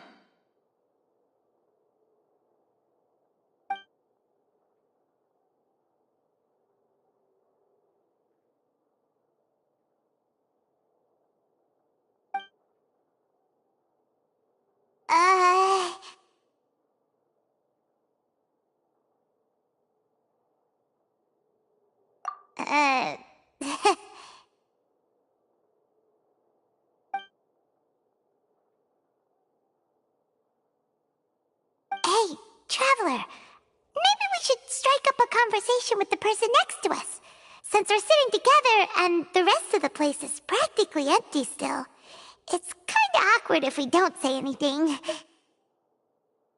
Oh, you little... Of course you put this on Paimon. Excuse me, I did not realize you felt awkward. I am terribly sorry. I would be perfectly happy to chat with you if that is what you would like.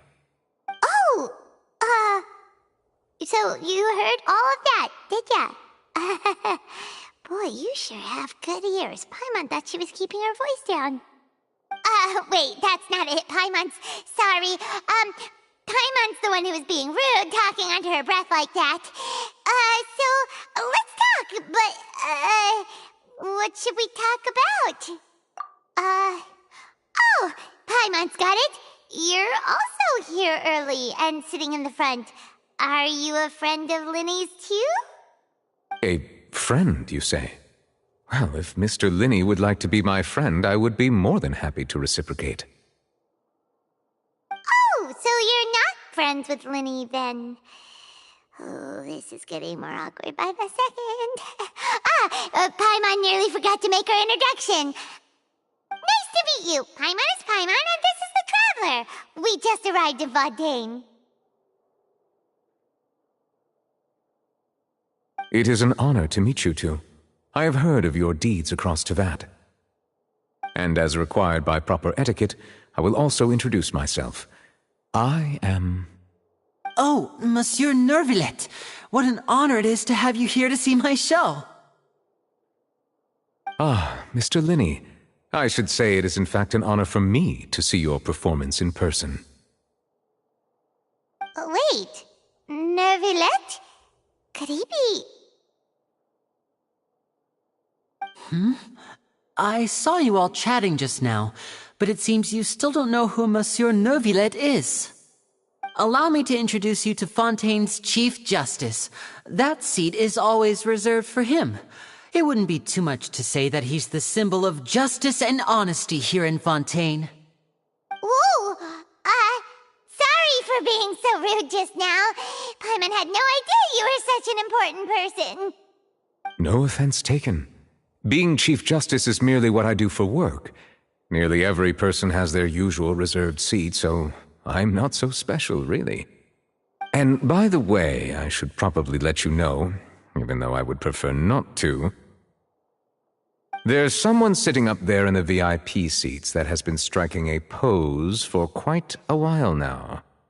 I believe she is trying to give you a most elegant and impressive first impression. So I think you should take notice of her sooner rather than later, otherwise she may become flustered.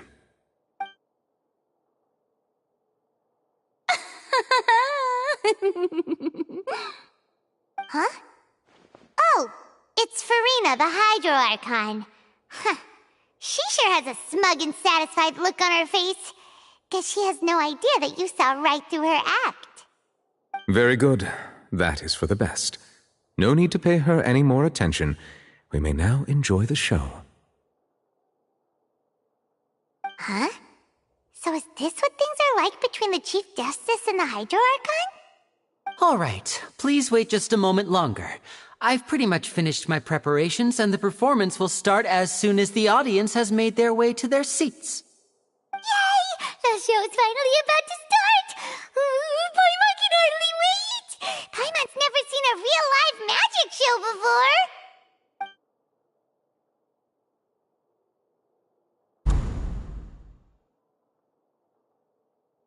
Ooh! They're dimming the lights! The show must be starting!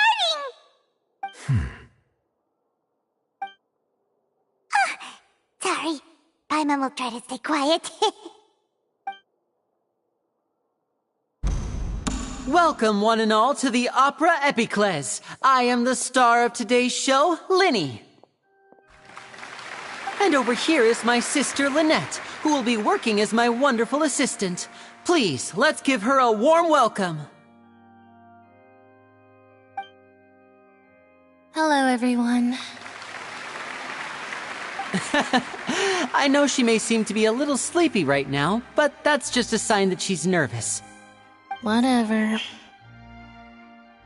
Now, some of you may be thinking, two vision holders who can freely manipulate elemental powers performing magic is not true magic at all. So, I would like to take a moment to assure you that elemental powers will have nothing to do with what you will witness on the stage today.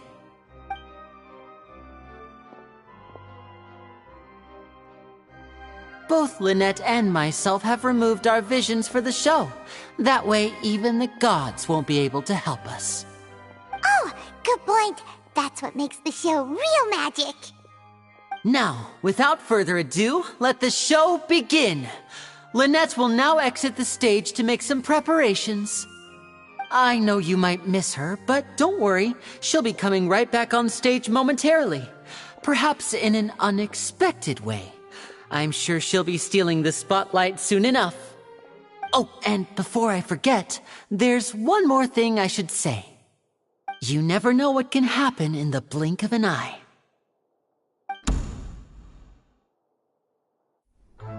A magician's greatest skill is making things disappear or appear.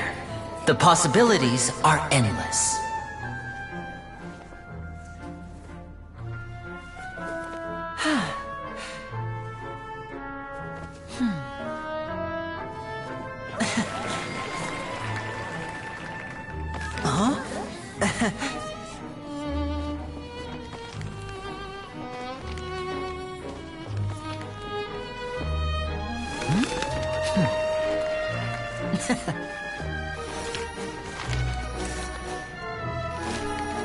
But this isn't what you came for. These little tricks, you've seen them all before.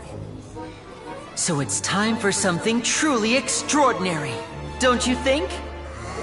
This one's a little tricky.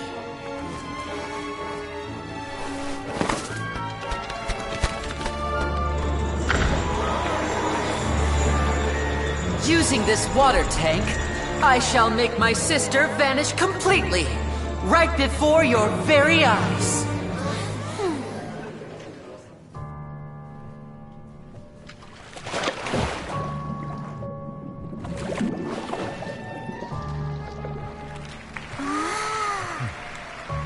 It's actually quite simple. She'll just turn into air bubbles and float right out of the top.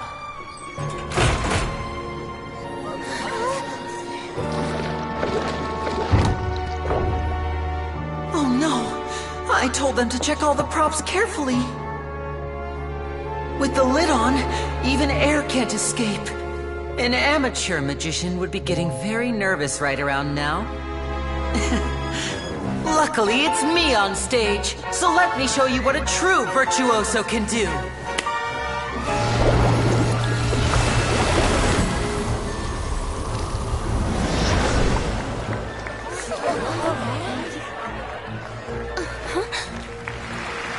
Lynette, are you still there?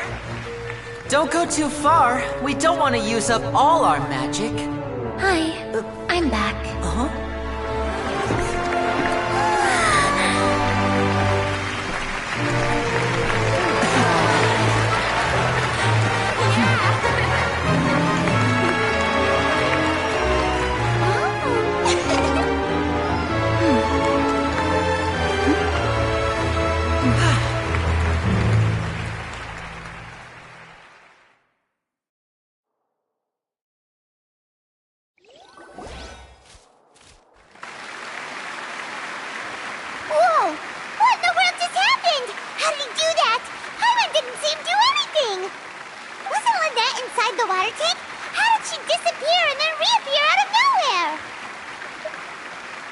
If we could see easily through his tricks, then that would mean that his skills are still lacking.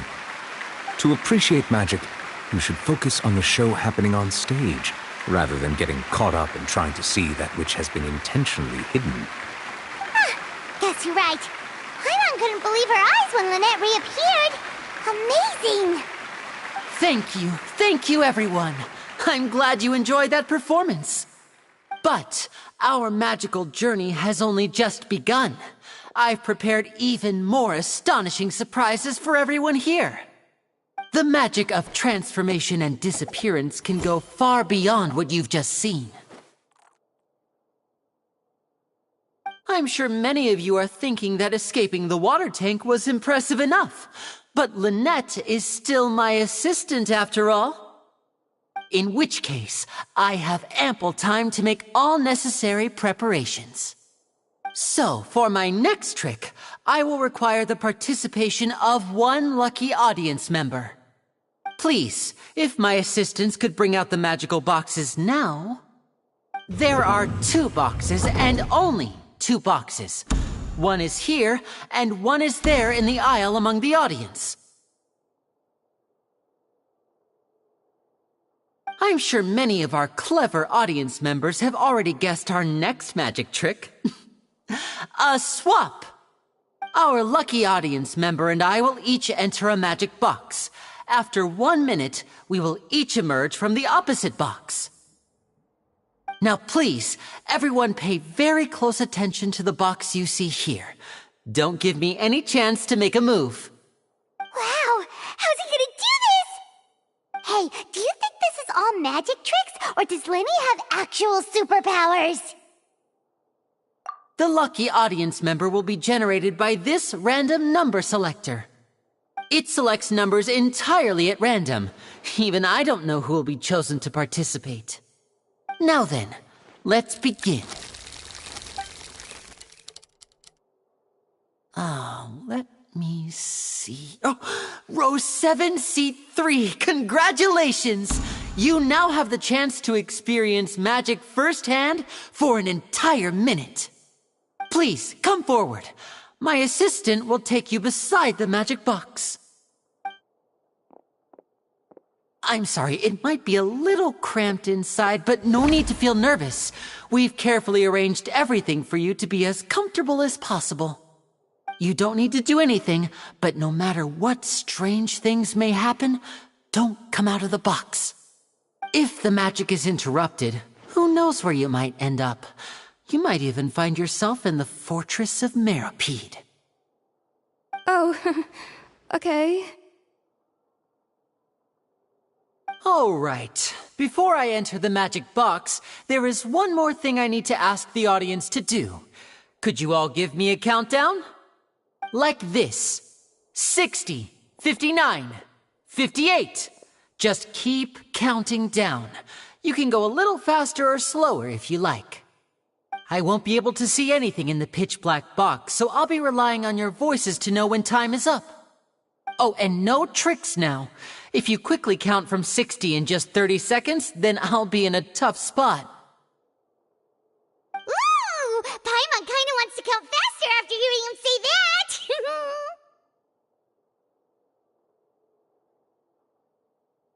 No, that won't do. I can see it in your eyes. You still can't be trusted. Let's practice together. Come on, repeat after me. 60, 59, 58. 60, 59, 58! That's right, perfect. Keep it going. All right, I'll see you all on the other side once you've finished counting.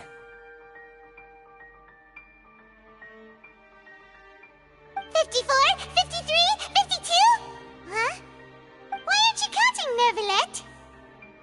I am counting in my head. I think things are exciting enough in here as it is. Merely a consequence of my identity and personality. Do not worry about me. Just enjoy the show. Oh, alright. You look so serious that Paimon thought you might be feeling uncomfortable or something. 40, 39, 38! Mr. Linney, are you all right in there? Is everything ready? Yes, I'm fine. I'm just double-checking the direction of the magic. It would be a disaster if we get sent to the wrong places. For example, mid-air right above the audience. Even though he's saying that, Lenny doesn't seem nervous at all.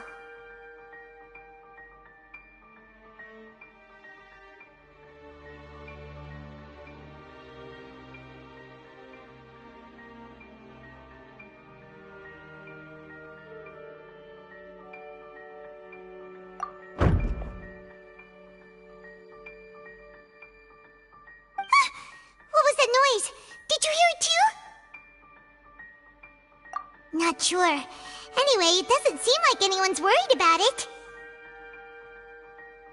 25! 24! 23! What's wrong, Mr. Linney? I can still hear you moving in there. I seem to have accidentally knocked over a decoration. I'm trying to fix it, but it's pitch black in here. I can't tell left from right. Never mind the decorations. There's no time for that. The show is what's important. No, that's unacceptable. I want my show to be perfect. Don't worry, we still have 20 seconds. Hear them counting? 19! 18! 17!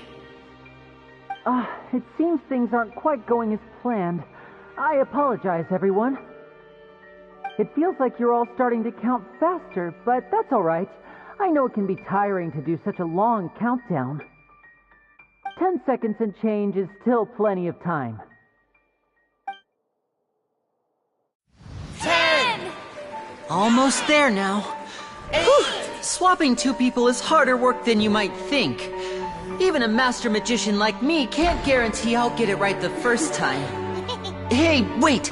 Is this the back one? I can't tell. They both look the same inside. Huh?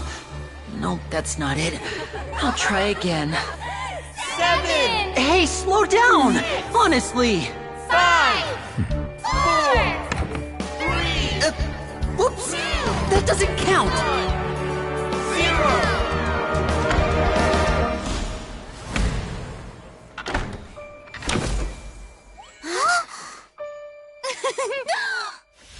Ta-da!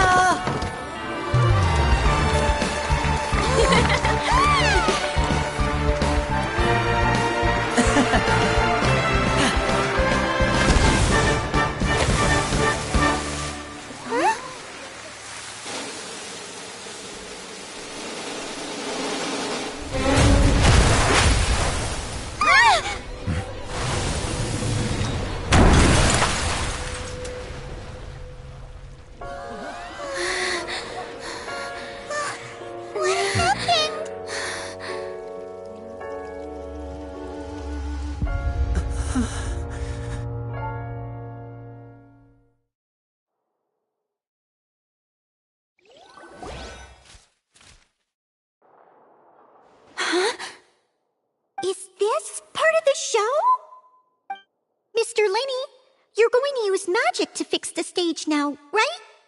What happened? Oh no. Maybe this isn't part of the show. The girl was still in that box, right? This performance is over.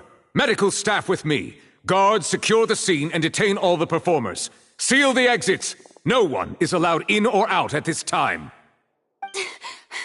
Yes, that's right. If this was just an accident, then we must investigate the cause. But if this was all part of some scheme, then those accountable will not escape the judgment of the God of Justice! No need to be alarmed, you two. We'll get to the bottom of this soon enough.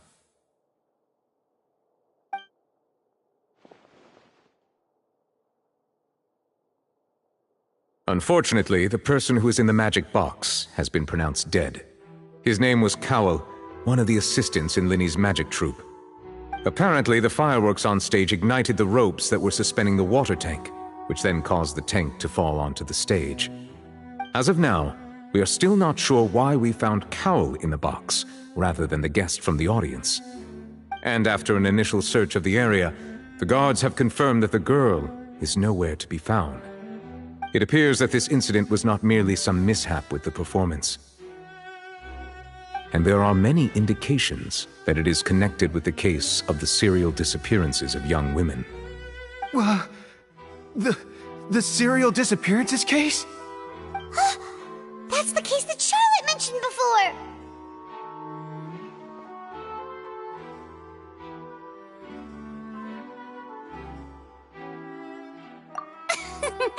I know the truth. I can see through the whole thing. Really, using such a shallow and obvious mystery as his finale, did he really underestimate us that badly? I say that our powerful magician, Mr. Linny, is now the prime suspect for the serial disappearances case. Huh? Why me? This whole thing was an accident. No, this all occurred during your magic show, did it not? The missing girl disappeared after being chosen, did she not? The deceased is one of your assistants, is he not? Now that I think about it, that whole speech about magicians making things disappear was nothing more than a provocation, a bald-faced challenge. That can't be right! How can Linny do this? He was in the box on the stage the entire time! We could even hear his voice! Besides, before the show, he told us that he would like to catch the criminal behind the disappearances! He couldn't possibly mean catching himself!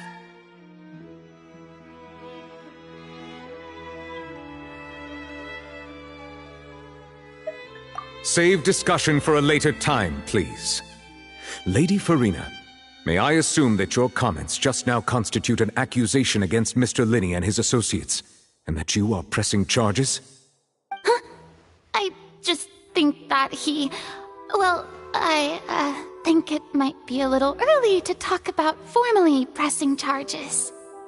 But what Lady Furina said just now makes perfect sense.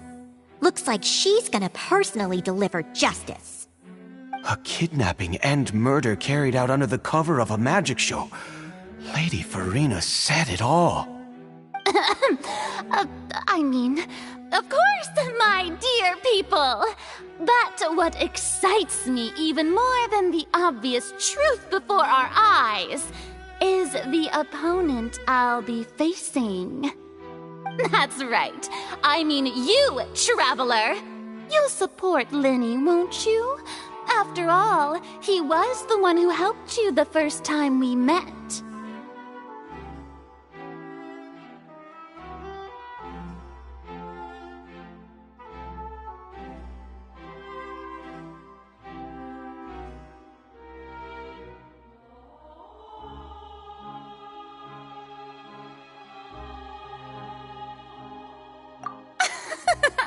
Then there's no problem at all.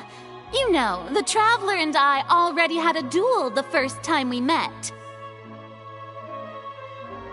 But with Linny's help, our little duel ended in a draw. But draws really are the most boring possible outcome. So, no more draws. Between the two of us, there must be a clear winner and loser.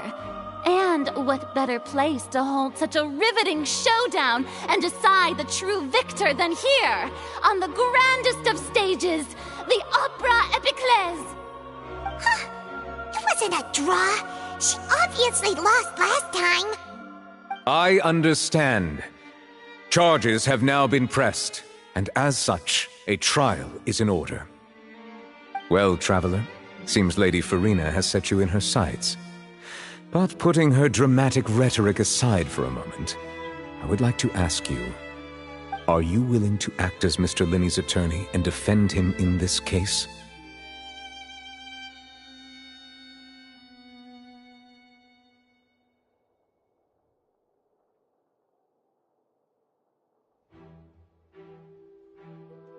Very well. The trial will be held a day from now in the Opera House. Both sides may investigate the scene to build their cases and search for the truth.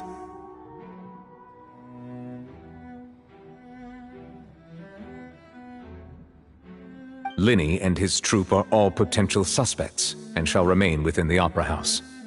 The audience may begin to leave in an orderly fashion once they have been cleared by the guards. A day isn't that long. Let's see what kind of case this big-shot outlander can build in such a short amount of time. I'm really quite looking forward to hearing it.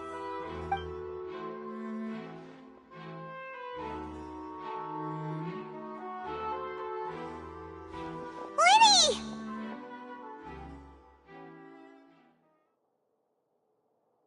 Sorry about everything that happened just now. Were you frightened? Of course! Who wouldn't be scared after witnessing an accident like that? Yeah, I'm a little shaken up myself.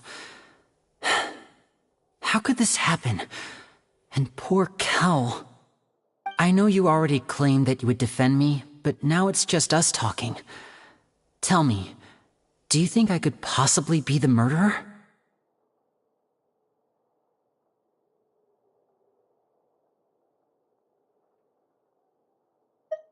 I understand.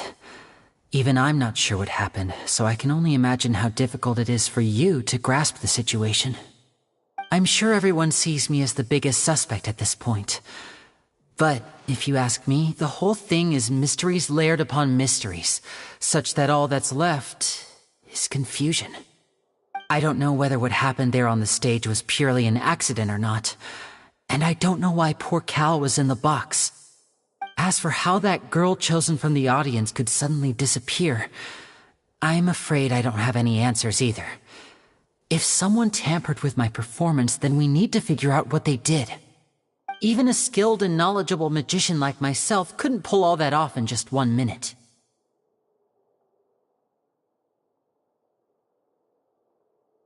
Which is precisely why we need to investigate! As this book says, the impossible could not have happened. Whatever happened must have been that which is possible.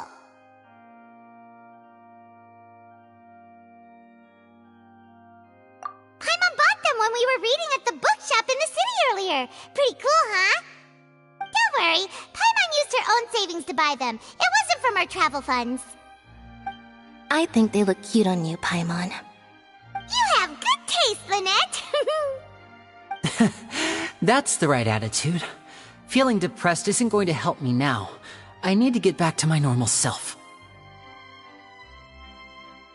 But with the guards watching our every move, it's going to be especially difficult for Lynette and I to prove our own innocence. Good thing you agreed to be our attorneys. Thanks for that. We'll be counting on you. Yes, thank you so much.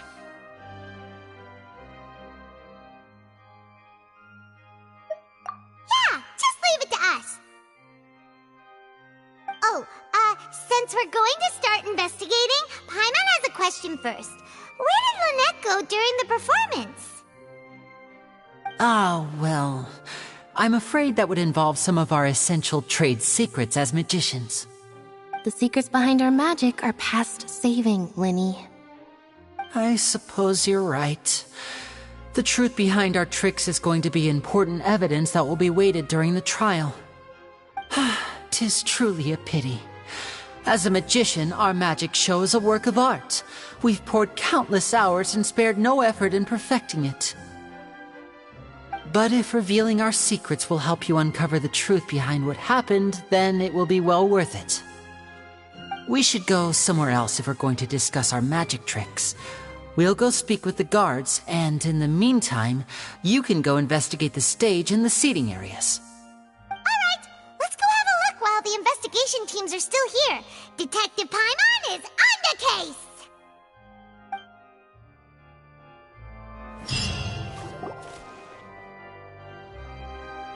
Hello, officer. How's the investigation going? Ah, I see. You must be the traveler that Lady Furina mentioned. Listen, I'll be perfectly honest with you. I'd avoid getting mixed up in this whirlpool of a mess if I were you. Huh? What do you mean? Come with me and you'll see. The deceased is one of Linny's assistants, named Cal. Even though he hadn't joined the troupe long, he was hardworking and everyone generally liked him. The assistants are usually in charge of setting up and inspecting the props, as well as assisting with the show and keeping the crowd engaged. As you probably saw when you were in the audience, the water tank suddenly fell and smashed the box with Cowl inside it. This is the real mystery. We've already searched the scene and were unable to find any traces of the girl. However, if you look carefully, the box was positioned directly under the water tank. The ropes holding the tank were then burned by the pyrotechnics on stage, causing them to snap. All these factors lining up so perfectly makes it hard to see this as a mere accident. If anything, the more logical explanation is that the whole incident was intentionally planned, and Linny is the most likely person to have access to all these areas. But he doesn't have a motive! Are you both good friends of his? Well, you can't say we're good friends, but we've known each other for a little while. So in just a short time, he was not only able to win your trust, but even convince you to act as his attorneys. I know there's no such thing as magic. The real trick of a magician is holding the audience in the palm of their hand. I've seen a lot of cases, and I can tell you that people are the least reliable kind of evidence. Sorry, I tend to be pretty straightforward. Just know that I'm warning you for your own good. Anyway, you may investigate the scene of the crime yourselves if you're curious. Who knows, maybe you'll be able to come up with some new evidence.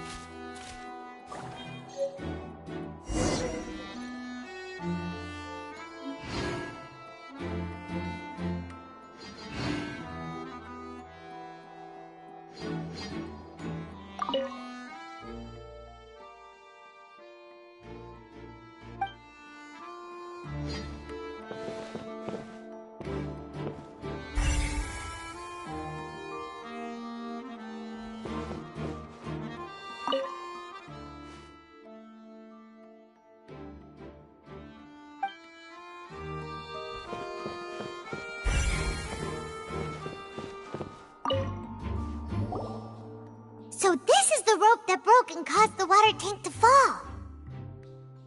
The rope looks pretty durable. How can it be burned through so quickly by fireworks? Why are you suddenly so serious, traveler?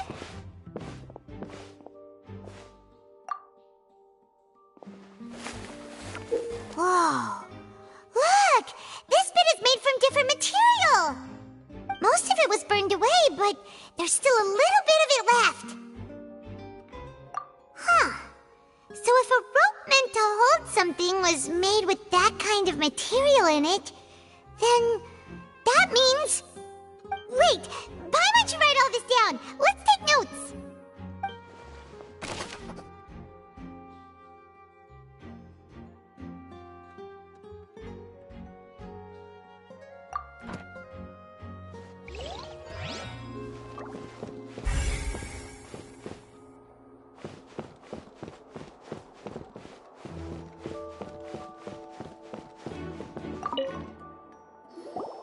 Hello there. What are you investigating? Oh, this location has also been cordoned off because the Magic Troupe members are currently considered prime suspects.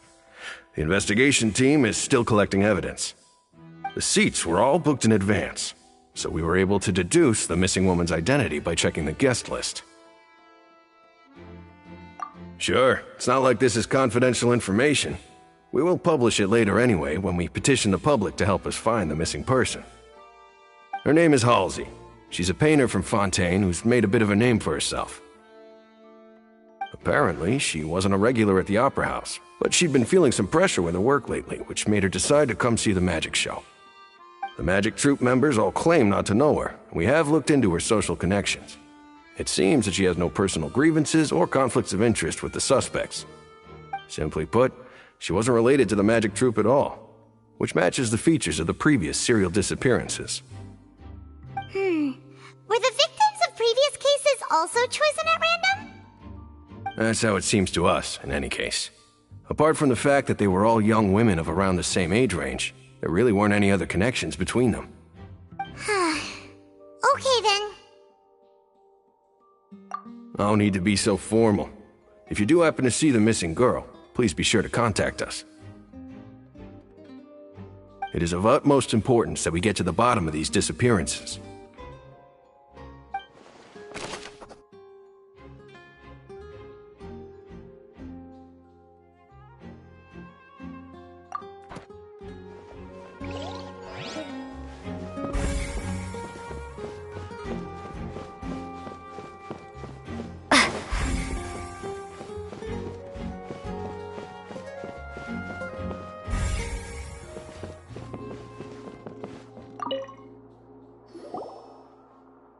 The investigation team has some new findings. Turns out there's an issue with the random number selector after all. See, I told you. What if the machine picked some big guy's seat? You think the murderer would have still made his move then? Sorry to interrupt, but we're helping Linny and Lynette with their side of the investigation. What were you saying about the number selector? There's something wrong with it? You're trying to help them? That'll be a tall order. Linny used the machine to pick a random member of the audience during his performance, right? The lucky girl that later disappeared. Well, we thought there might be a serious problem with the machine, so we had it taken away for further inspection. It turns out that the seat number it picked wasn't random at all. The machine picks that same number every time. I'm sure you already know that you have to make a reservation in advance to get a seat, regardless of whether it's a trial or some performance. In other words, Linny knew who would be sitting where from the very beginning. That much checks out. Linny reserved our seats for us too. Bet you see why I was saying it'd be tough to make a case for Linny. Even though it's bad for Linny's case, Paimon had better write it down.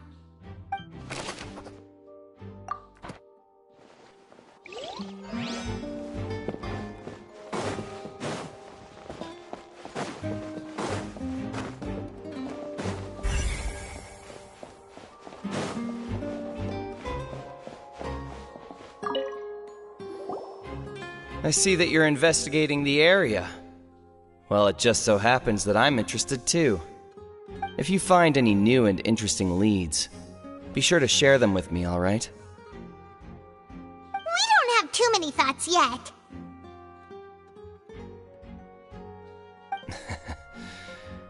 Then why don't I tell you my hypothesis first? The way I see it. And I'll start it with that loud thud. The thud? Oh, you mean the sound that happened during the countdown? Yes, exactly. It wasn't terribly loud, but I suspect that most people heard it. It's just that everyone was awaiting the results of Linny's trick with bated breath, so no one paid it much mind. But now that the incident has happened, the thud has become an important clue. That makes sense. So, what do you make of it? I'm of the opinion that it may have been the sound of Linny's accomplice. Lynette, perhaps. Jumping atop the water tank, or something like that. And when the pyrotechnics went off, she cut the rope, sending the water tank crashing down. But wasn't the noise we heard too loud for that? Perhaps the balance wasn't right, leading to a particularly rough landing.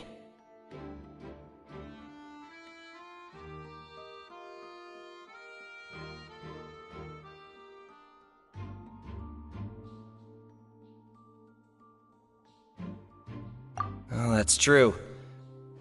I suppose I must reconsider. That does remind Paimon, though. What was with that sound?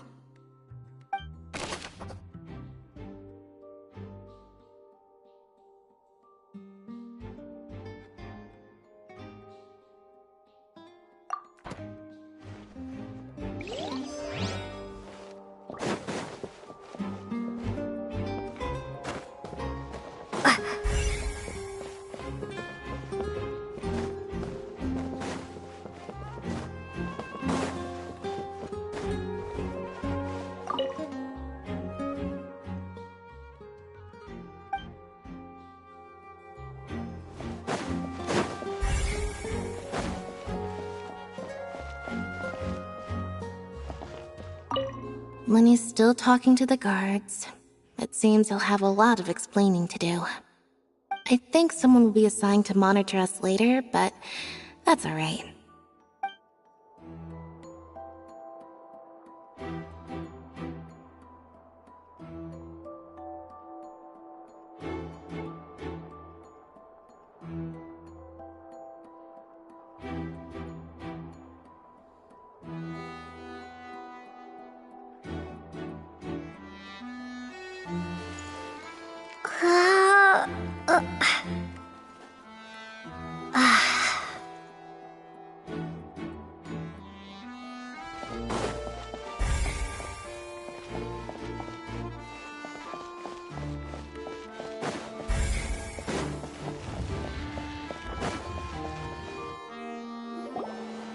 Hey, you!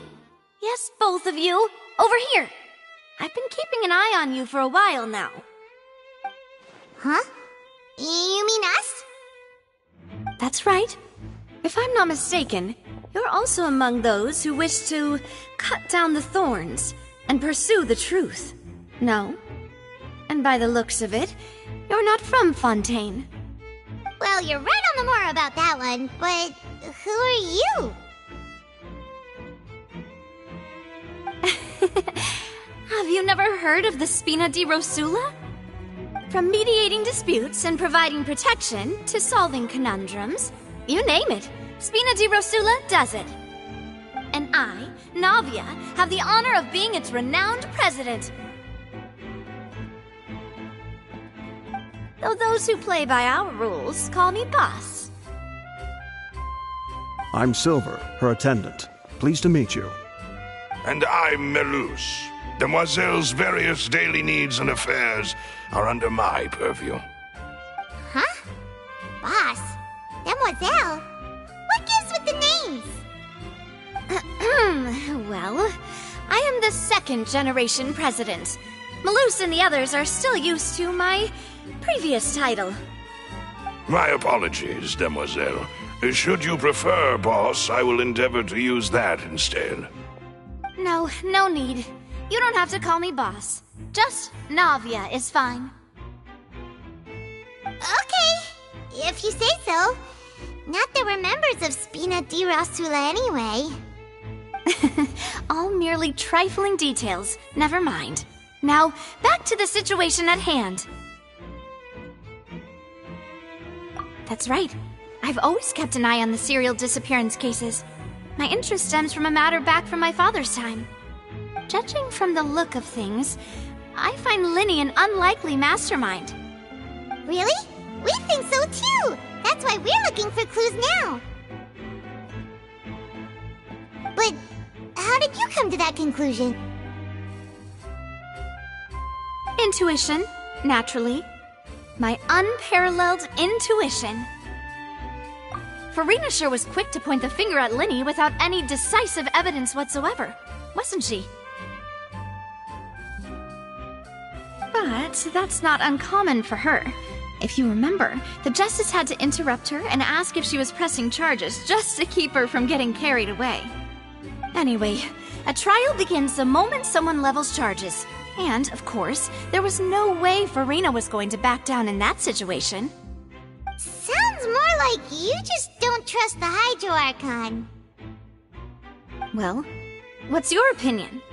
I must admit that she can be interesting at times, but liking her doesn't mean that I'll blindly agree with her.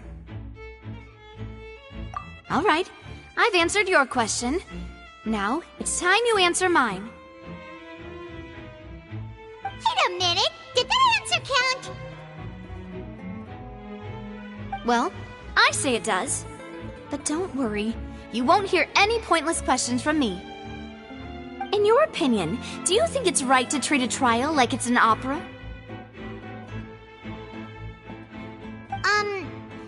Well? And why would that be?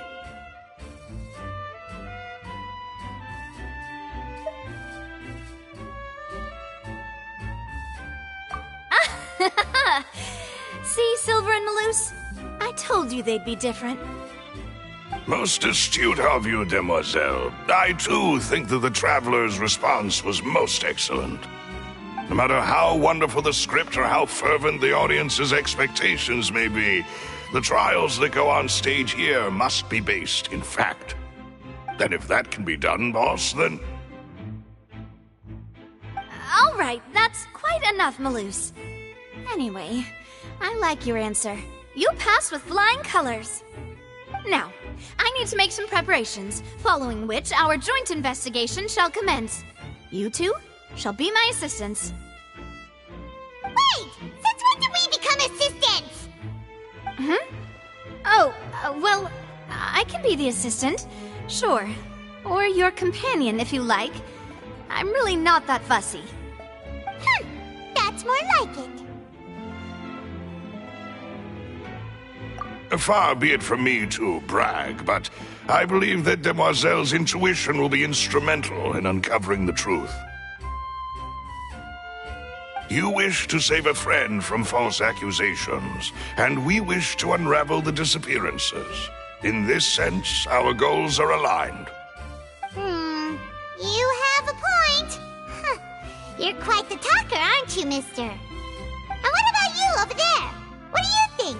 You seem like you've got something on your mind. I have nothing to add. Oh, alrighty then. We'll be making some preparations first. Just be sure to let us know if they start revealing Linny's tricks. Thanks!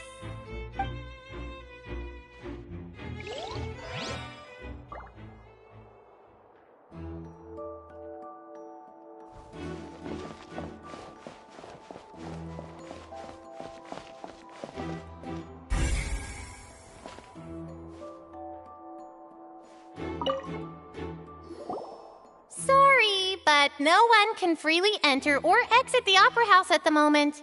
If you wish to leave, you must register your identity with us first. No, we're not leaving.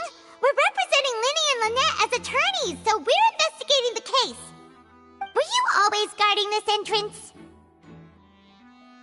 Yes, after the Chief Justice gave the order, everyone coming in or out must undergo a strict inspection. So, the missing girl couldn't have left from here. At least, not from that point on. I doubt there was much opportunity then, either.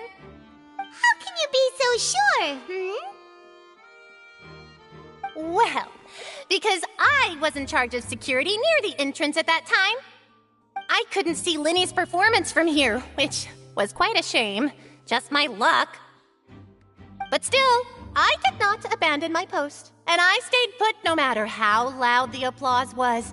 If someone had so much as even approached the door, I would have noticed it, let alone if they had tried to leave. We Melazines are good at that sort of thing, you know. So, it's safe to say the girl couldn't have left through here.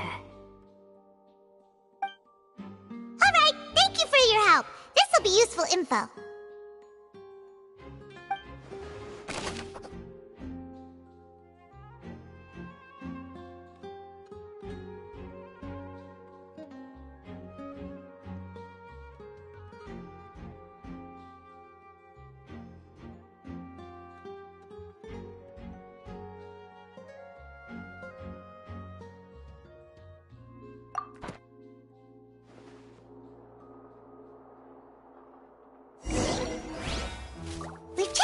Of note here at the performance venue.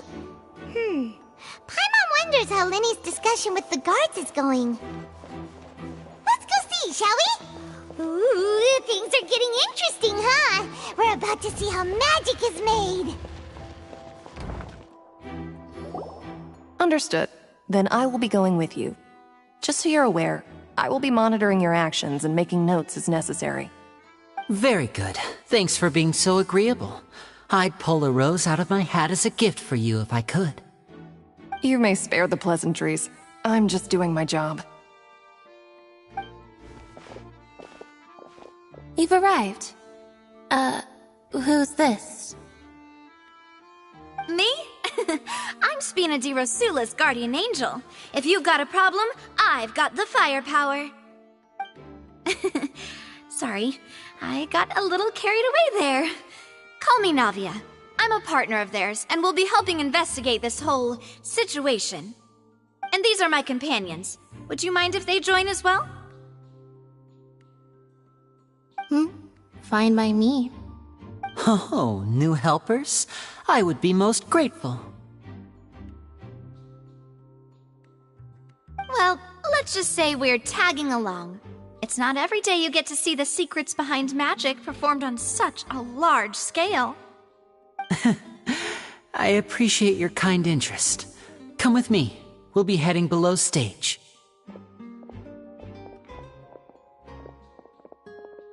Huh? Below stage? Yes, a world of secrets is hidden beneath this magic box, prepared specifically for this switcheroo trick. But before I reveal everything, you should have a look first. Notice anything strange here?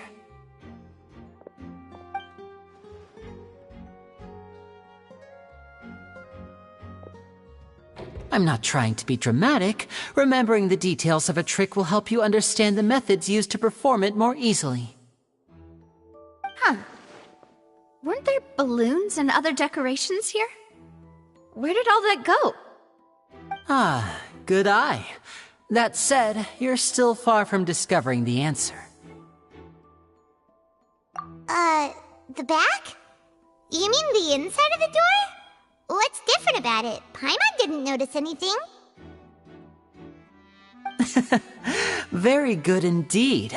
I thought you might not be able to catch that, given that you were sitting in the first row.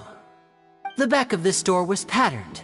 Those patterns are now gone, replaced by a smooth wooden board. So, if you put 2 and 2 together, what do you get? Exactly. All right, let's go. I'll tell you how it works as we head down.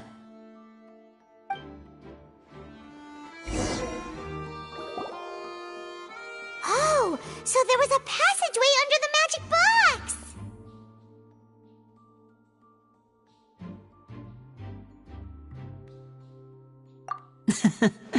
I knew you'd figure out most of it as soon as you saw this place. The 2 magic boxes are positioned right above the 2 entrances of the tunnel. See this flatbed trolley? The box with the lucky audience member in it would be shuttled over to the other side using the trolley. This trolley can raise and lower and even rotate, ensuring that the box will face in the right direction. I see. So that's the purpose of the box inside another box. Precisely. The inner box would descend after the audience member was put inside and be moved along the trolley, all while the outer box would remain on stage as if nothing had ever changed.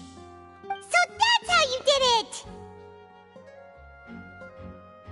Once the box was lowered, the trolley would store some energy through this device here, with which it would complete the rest of the steps. The audience member would only be able to feel some slight movements in the dark, and by the time she walked out, she would already be back on stage. Right! You were talking that whole time, and you even came out for a moment near the end!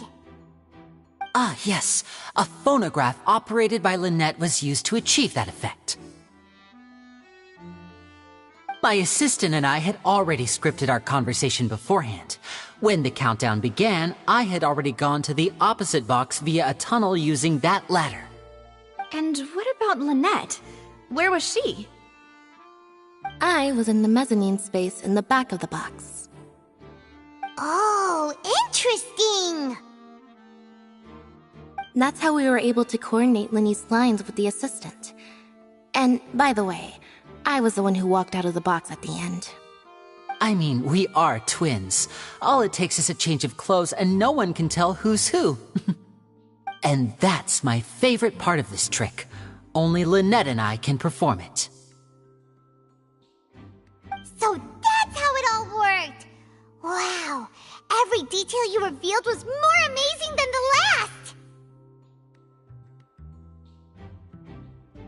Lynette would briefly walk out of the box and then go back in, jumping into the tunnel and escaping before the box on the trolley could finish ascending. And then I walk out of the other box in the audience area, and the trick would be complete. The operative word here being would. But as you saw, Cal was in the box, not our audience member. She, on the other hand, mysteriously vanished. We really don't know how that happened. If not for that interlude, this would have been an astonishing trick. I probably never would have figured out how you pulled it off. And yet, to think that someone was able to use this magic trick to commit a crime. Could we have a look around? I think we can come up with some more leads. This is the scene of the crime, so Linny and Lynette are not permitted to stay here. I'll escort them back up. Yes, of course. No need to be so strict now. I won't disappear into thin air, you know. Thanks, everyone. We're counting on you.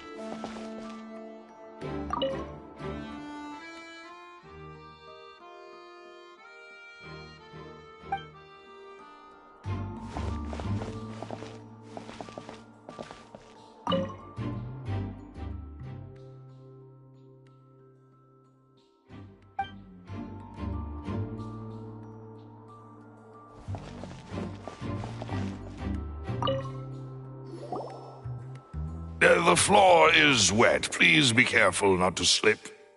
Speaking of which, why would there be water here? Oh! Paimon knows! It's one of those tricks where you pour water into a jug and then flip the jug over only for the water to disappear? And here's a broken vase! Huh. Did the trolley knock it down while moving? That can't be. The trolley moves along tracks from start to finish. It couldn't have hit the vase at this distance. Let's note this down too and think about it later.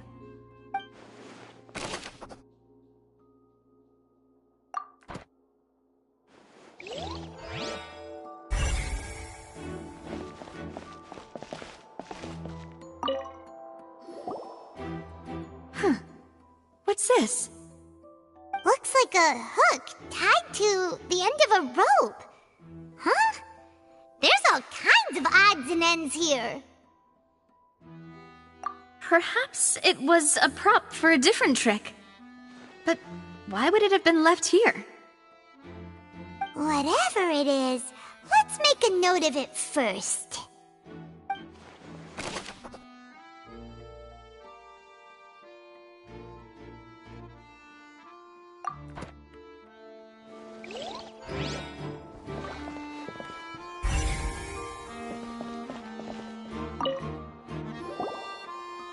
Oh, these are the clothes that the lady chosen from the audience was wearing, right? Her clothes are here, but she's nowhere to be found. Right. And do you really need to do that if you're kidnapping them? Ugh, this is so confusing. Paimon doesn't want to be a detective anymore.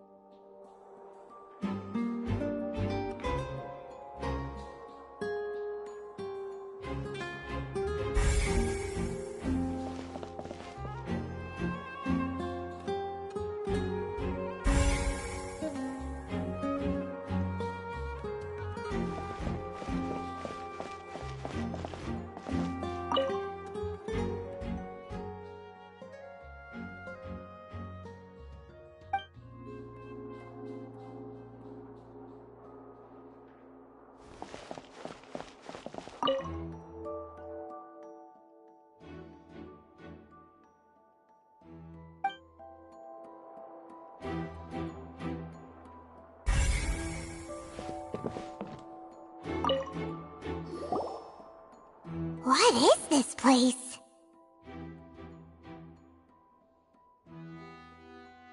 It seems someone could fit through here. Huh. Could this have been the suspect's escape route? Alone, perhaps.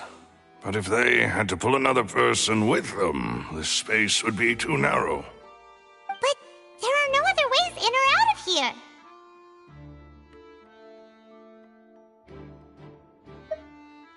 Oh, you're right! Let Paimon write that down.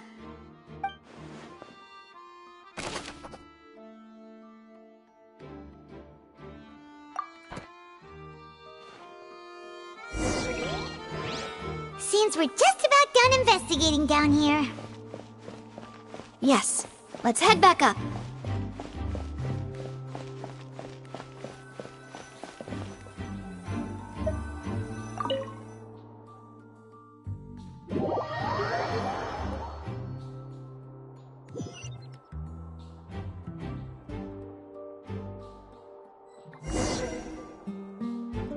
Well, we've ascertained the state of the crime scene. Let's find a place to sort out our findings once Malus returns. It seems to me that there are several things that don't add up here. Apologies for the wait, demoiselle. So, what did the guards say? Did the criminal escape through the vent? They believe the odds of that are very low, since the vent leads to the Opera House's basement. The guards have checked the area carefully. No one left through the basement during the performance or after the incident, and no one was found hiding there. So the tunnels become like a secret chamber then! You know, like the kind you usually see in novels! The plot thickens. Halsey's disappearance and Cowell's death are both quite inexplicable. No wonder Furina was so confident in her accusation. All the current evidence points toward Linny and Lynette. In other words, the charges are very likely to be upheld unless we make some considerable progress. Charges and then trial. So if the charges are upheld, they'll announce a sentence? That's right. This is how a trial goes in the Opera House. During the proceedings, the Chief Justice and the Oratrice will hear statements from both sides. That's right. This is how indemnitium is produced. The statements from both sides, the defenses from attorneys, witness testimonies, and even the audience's emotions will all be projected on the oratrice. To put it simply, it's as if the oratrice has its own will, and is a judge in its own right. This also precludes any kind of favoritism on the part of the Chief Justice. Not that this has ever happened anyway. Once both sides have finished speaking, the Chief Justice will make his final decision. This, too, will be used by the oratrice as a reference. Then, finally, the oratrice will be consulted by officials. The result it returns is the will of justice itself. Huh? So that machine is the one that actually decides? Paimon thought Neuvillette called the shots. In practice, there is very little difference. Both have always come to the same judgment, which is why people have great faith in the Chief Justice. Ah, yes, the guards also asked me to convey that none of us will be allowed to leave this place before the trial. Huh? Why? Because we've chosen to act as the twins' proxies. That makes us persons related to the case. They're concerned that we might be colluding with outside parties, or that we might find outside help to disrupt the case. And even if that were not so, it could prove problematic if we happen to spread key information about the case ahead of time. I'm ready to break out at any time. Whoa, whoa! There's no need for that! Paimon thinks they have a point. That said, are they providing food? Of course. I just hope you don't mind the lack of options. I'm afraid that catering to all tastes is not in the cards, nor is any guarantee of balanced nutrition. In that case, let's just sort out our findings together here. Pity. I was hoping to take you to try some of Fontaine's famous desserts, too. I mean, what better way to properly think through our findings than over some tea and sweets? Huh. Breaking out suddenly doesn't seem like such a bad idea after all. Just kidding! Just kidding! Paimon will still do her best, even if there are no snacks. What do you mean, no snacks? Of course we'll have snacks. If we cannot buy some, then we'll simply make some. Huh? Here? But how? Understood, Demoiselle. Everyone, please come with me.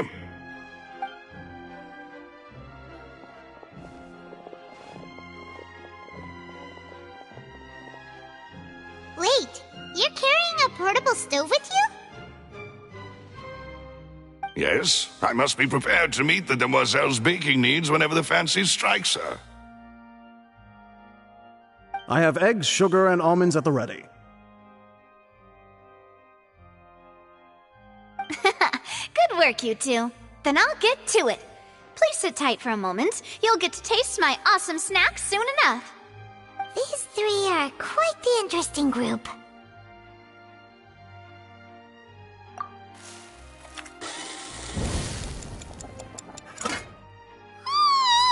And Paimon thought it smelled good while it was still in the oven! Oh, it's even better now. Paimon can't stop drooling. From the way you had these two guys carrying all that stuff around, Paimon thought you'd have them do more during the baking process. But you ended up doing the entire thing by yourself! Beating the egg whites, grinding almonds, everything! I was applauding. And I was giving encouraging smiles.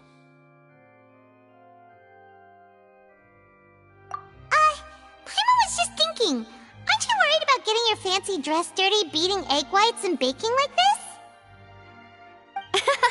Well, I don't think it's carved in stone anywhere that fancy ladies can only read books, sip tea, ride horses, and play the piano.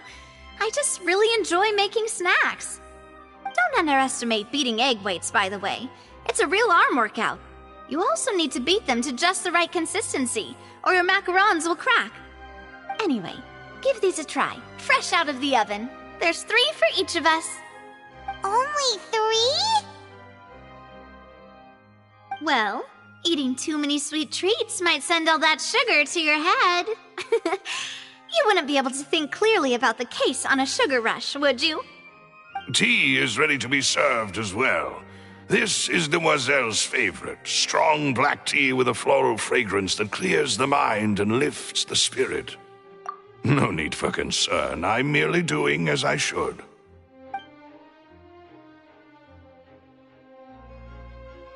All right then. Down to business. As Paimon mentioned previously, the tunnel seems to be something of a secret chamber. However, we can assume that Linny and Lynette were not alone within it. Some criminal also occupied its sealed confines. The magician twins could have committed the crimes, of course, but they lack any logical motive. Exactly! Why would they do such a thing right when everyone was watching?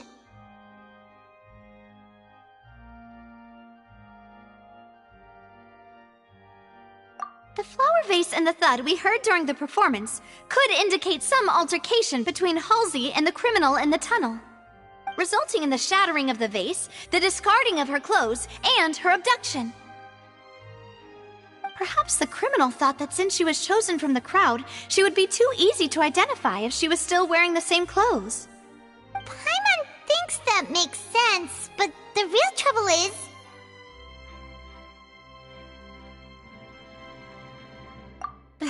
True. None of the clues we found thus far support the existence of this third person. But the only people left to consider are both technically victims, whether it's the missing girl, Halsey, or poor Cowl. Huh. Could Halsey have secretly made modifications to the magic props in order to murder Cowl before making her escape? That's right. And even if she had tampered with the setup, she would need to understand the entire trick to pull it off. Nor does she have any motive. The guard said that she has never had any dealings with the magic troop's members. Were we not thorough enough in our search? From the sound of things, this is turning into an impossible case. Your macarons are amazing though, Navia. They smell great! They're nice and crisp and super sweet! They are my specialty after all. And I see you've already had 5 of them. What? 5? Oh, that can't be right! Paimon only counted 3, honest! Please don't worry about it. At my age, a few less sweets might actually be a good thing. No! Being greedy is one thing, but Paimon knows how to count. Besides, Paimon knows that if she ate too many, then others wouldn't have enough. Wait, even you don't believe Paimon? How could you? If Paimon ate those 2 extra macarons, then may they turn into stone in her stomach! All right, we get it. Well, I suppose one of us might have gotten too engrossed in our chat and eaten them by mistake. No big deal. Maloose, set up the stove again if you would. Huh? What are you doing? Making sure everyone gets 3 macarons, of course. Exactly. We don't want to trouble you. As you wish, demoiselle. And I have the egg, sugar, and almonds. Well, this really is your hobby, huh?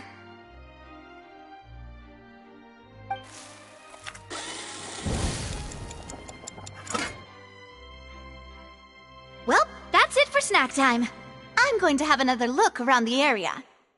I don't know what we're looking for yet, but we've still got some time.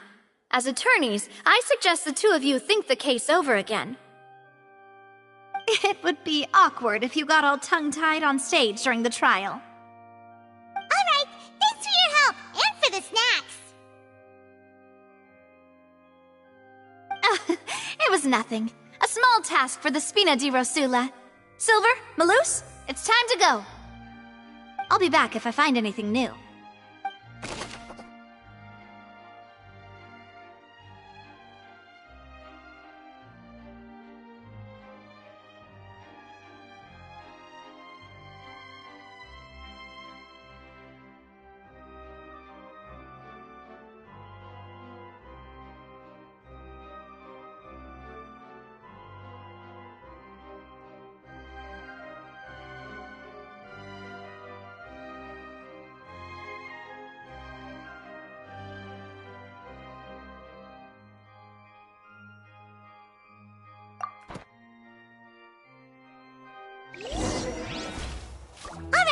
It's time to put our heads together. We've got to get our defense ready for the trial. Oh, it's probably gonna be a long and difficult case. There's no point in worrying about that now. We just need to prepare. Here, take Paimon's notes. They should help you review the situation.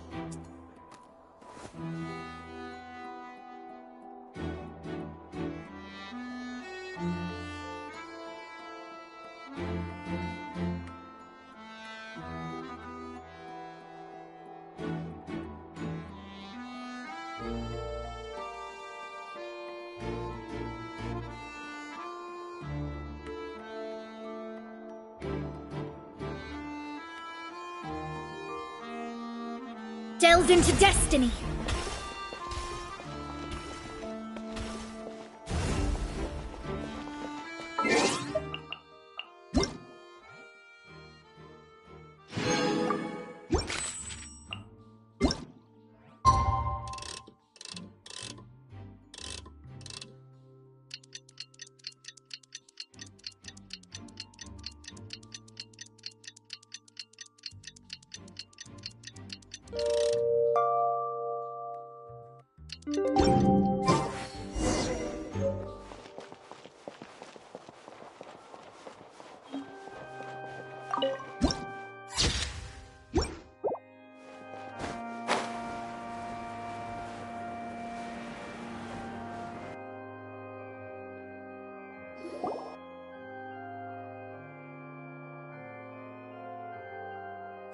Do? The whole situation is so confusing. Good plan. Impossible things don't just happen. We'll get to the truth one way or another. Just relax.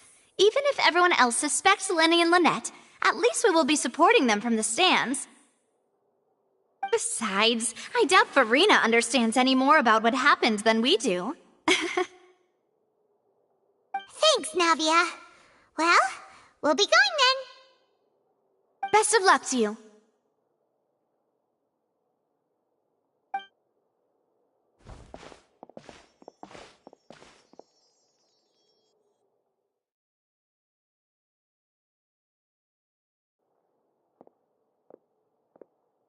Finally, you're back.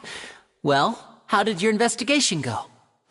To be honest, you might be disappointed. No. We're already very grateful that you were willing to help. Well now, don't you all look disappointed. Don't tell me that your investigation came up empty-handed. That was to be expected, of course. The guilty can never produce proof of their innocence. But don't let that stop you. I shall be terribly disappointed should you, my most anticipated foe, concede so easily. Since both parties are present, I declare that the trial regarding the magic show incident is now in session. Firstly, in order for the audience to understand the causes and results of the incident, could we please have Mr. Linney explain the trick? Yes, of course. I will explain while Lynette demonstrates on stage. All the necessary items have been prepared.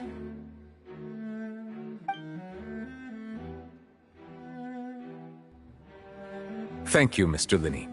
In that case, I take your statement to be that you ran to and remained hidden within the magic box in the audience stands once the trick began, and thus could not have committed the crime. Is this correct? Yes, that's correct, Your Honor. In that case, I call upon the prosecution. Lady Furina, do you wish to refute his statement in any way?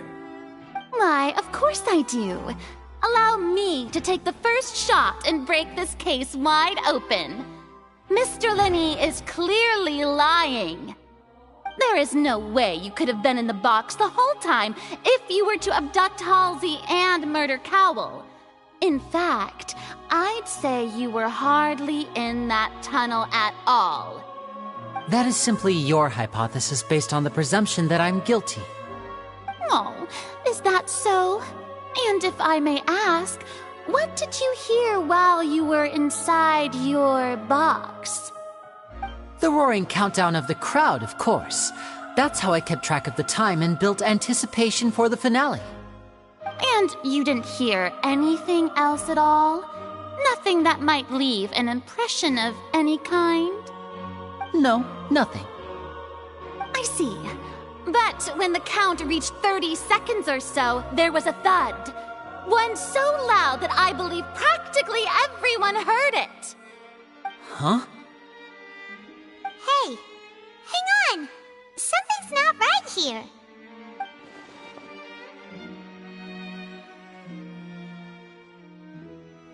Yeah, I'm sure he could have heard a noise that loud from inside the box. I was right by the box and I definitely heard the thud. Look at those scales.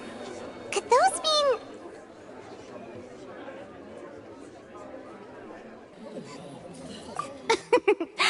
Well then, ladies and gentlemen, allow me to use the words of the magician himself. You never know what can happen in the blink of an eye. Indeed, it seems his alibi can also collapse in the blink of an eye. Of course, I have armed myself to do far more than smash your alibi. Confidence cannot go unfounded, and my foundations are rock solid. Tell me, aren't you and Lynette actually from the House of the Hearth? The House of the Hearth?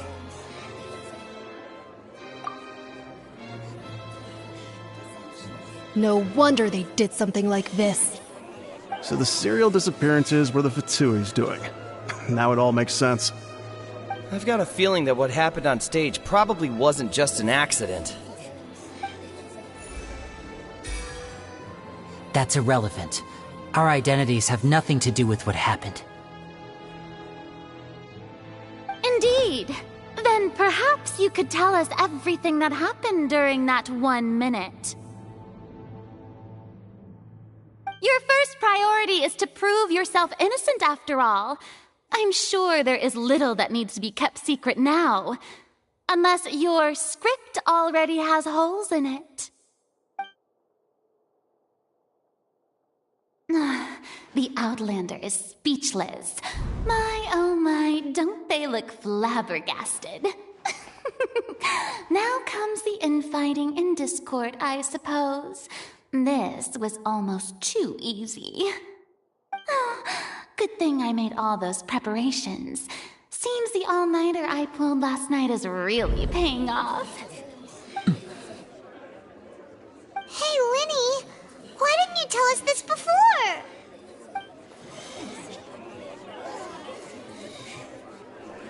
Order! Order! Mr. Linney, allow me to re-establish the facts. Lady Furina has raised 2 points. First, when the thud was heard in the Opera House, you were neither in the box nor the tunnel. Second, you and Ms. Lynette are both members of the House of the Hearth. Are these claims true?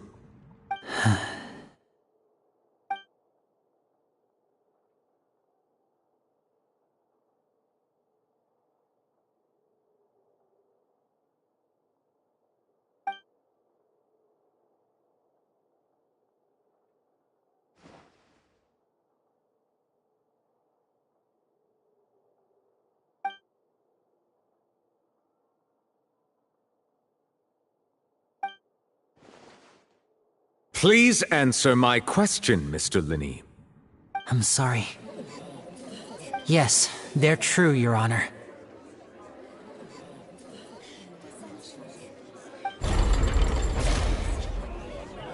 I knew it! Well, that's it. We might as well move on to the sentencing already. What should we do now? Granted.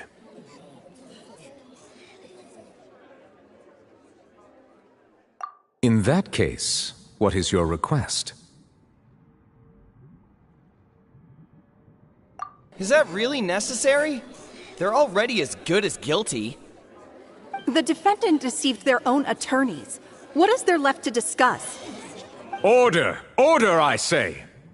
Your request is reasonable, and we shall adjourn. This trial will reconvene in 1 hour. So you would stick to Mr. Linney's defense even after knowing what you do now. You certainly have more professionalism than I thought. In that case, my dear audience, let's allow the joy of victory to steep for a little while longer.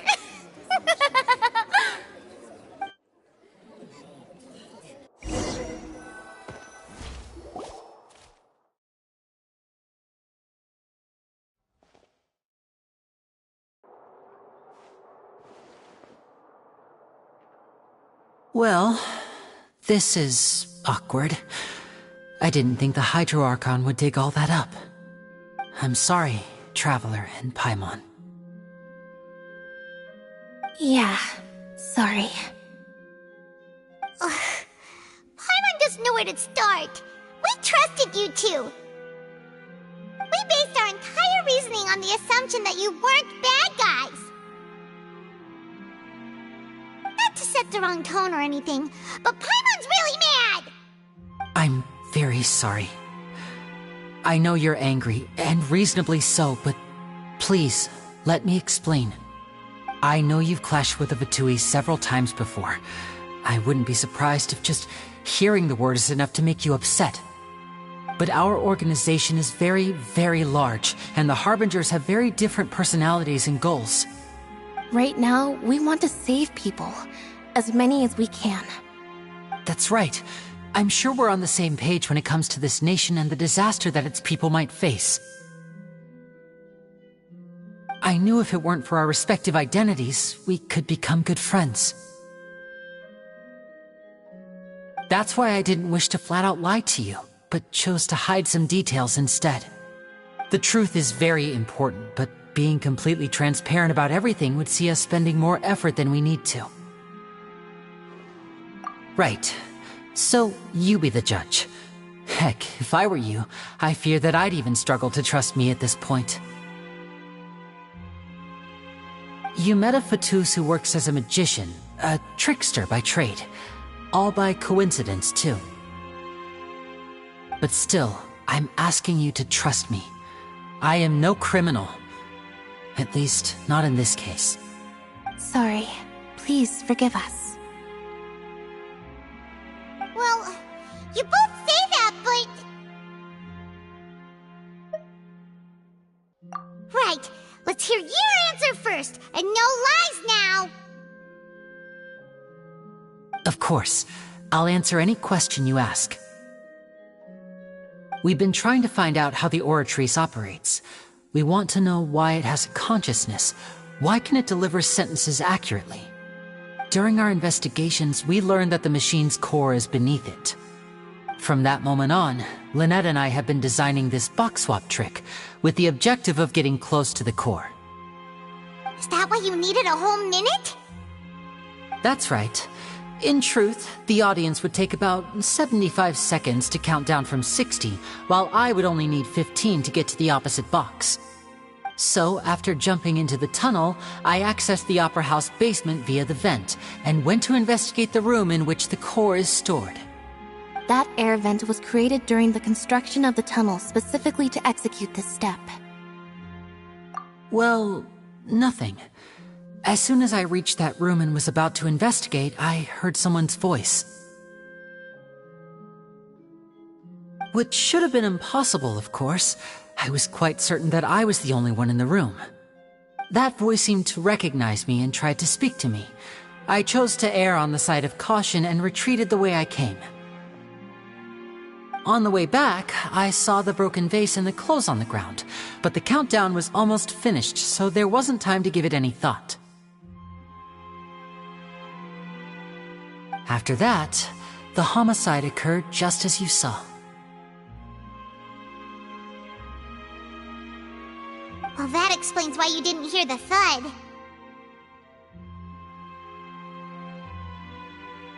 Because of that prophecy I told you about, of course. We must know all we can about this nation's secrets in order to deal with that prophesized crisis. That's the only way we can save everyone. So, there you have it. The whole truth. I swear, I didn't hide anything from you this time. It was never my wish to proceed under this cloud of mistrust either. But like I said earlier, you can be the judge. If you want to leave because you don't trust the Fatui, there's nothing I can do to stop you. Well, Traveler, you decide. Paimon will follow your lead however you choose.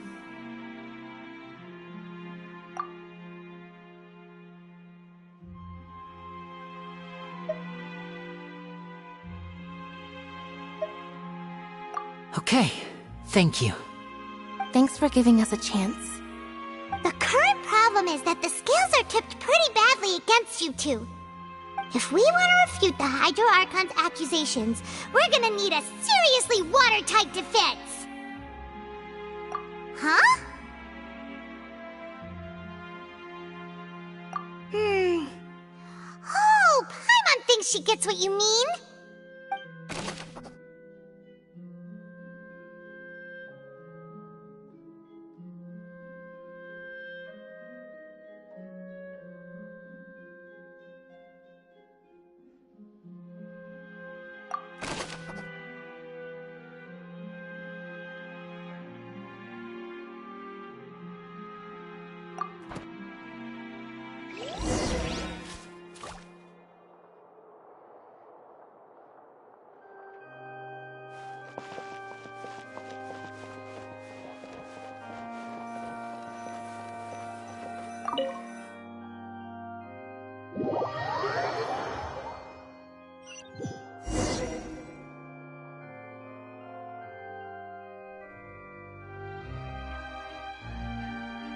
Both parties have returned to their positions. Let us continue the trial. When last we left off, Mr. Linney acknowledged the new evidence presented by Lady Furina as fact. Therefore, Lady Furina may continue stating her reconstruction of the events. That took long enough. Now then, if everyone would lend me their attention. At this stage, let's revisit that scene from Linney's perspective.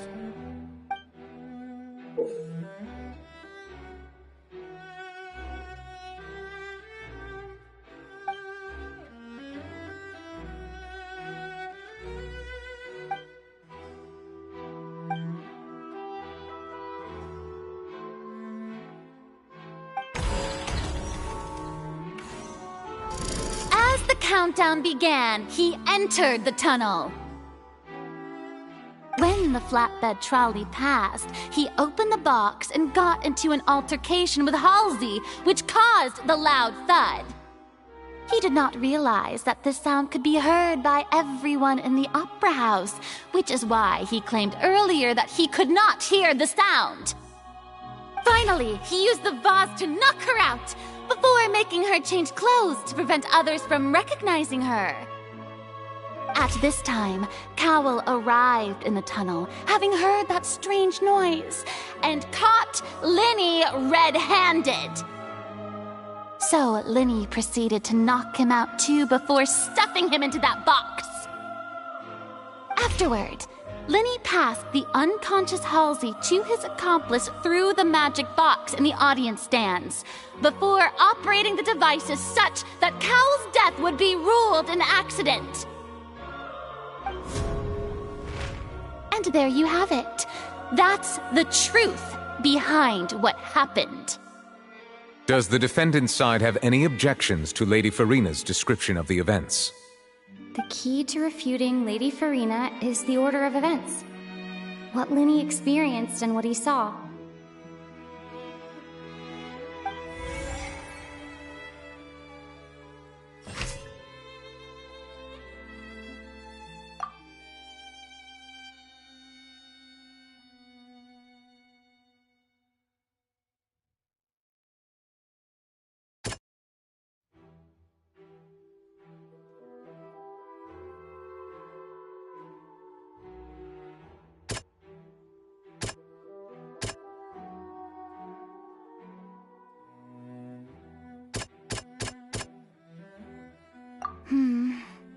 Seems this won't produce a particular...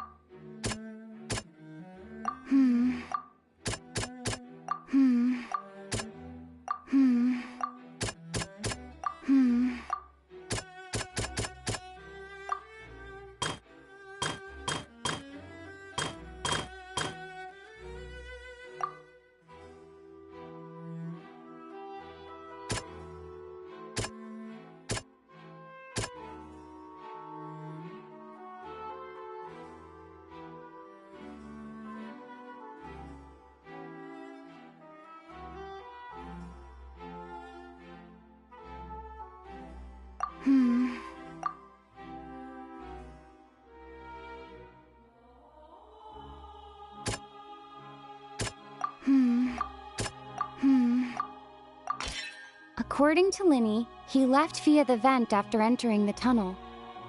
He couldn't have had that altercation with Halsey.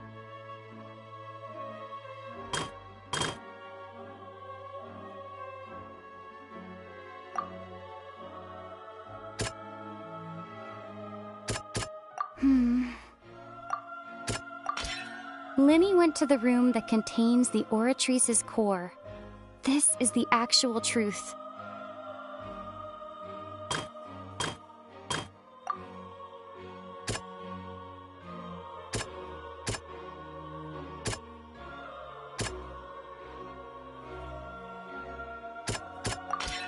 Linny did not take part in the underground altercation. He only witnessed traces of the aftermath. Attention! Ace Detective Paimon has something to say! When the countdown started, Linny did indeed go into the tunnel. But he immediately used a vent to access the Opera House basement, which is where the underground core of the Oratrice is stored. Once he reached that area, he heard a voice in what should have been an empty room. Since he felt something was amiss, he returned immediately.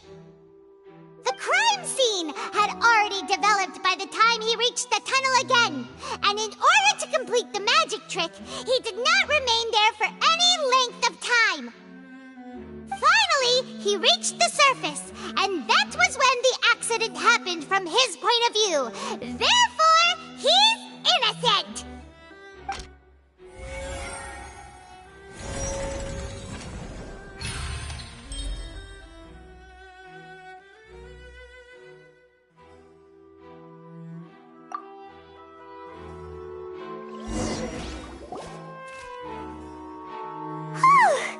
Paimon did it!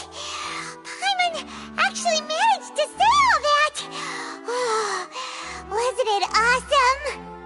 In other words, you believe that he knew nothing of the incident? That's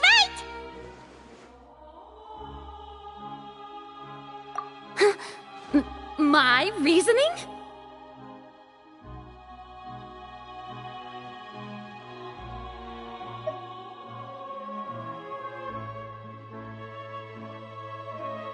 If that's the case, then if Cowell hadn't entered the tunnel, who was the entire setup meant to kill? Assuming that what you say is true, Linny only needed to kidnap the young girl to cause a new disappearance case. What would the point of killing someone on stage be? Oh, they have a point. That's right, you tell them! And that's why they're partners of mine. They've managed to turn things around. Well, your denial is very strident, I'll give you that. But what proof do you have to back your claims?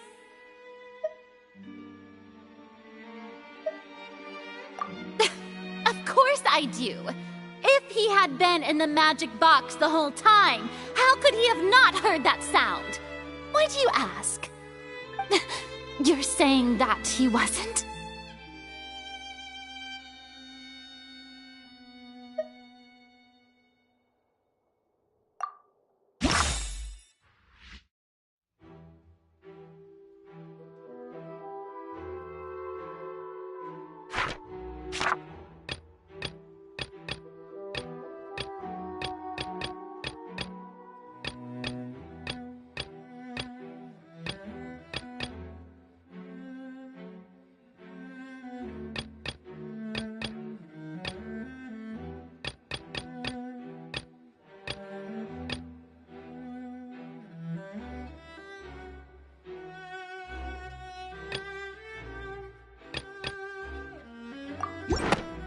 Sure we don't need to give this more thought. Paimon thinks there's something...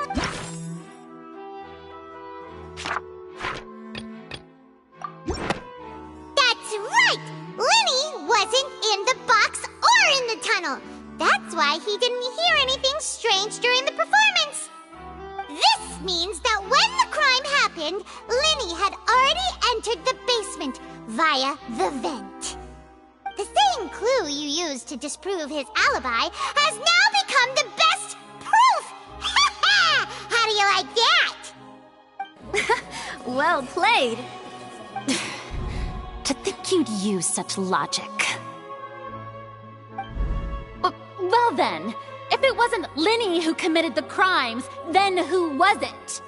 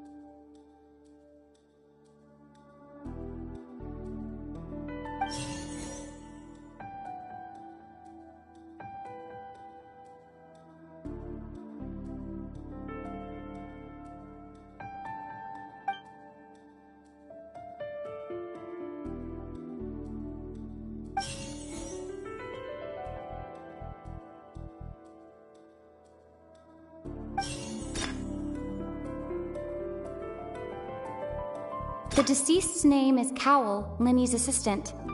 He would have been able to tamper with the equipment. Halsey is the missing person and an ordinary audience member. Or did she have her own scheme all along? Could there have been a third person involved? Is that really a possibility? Halsey is the missing person and...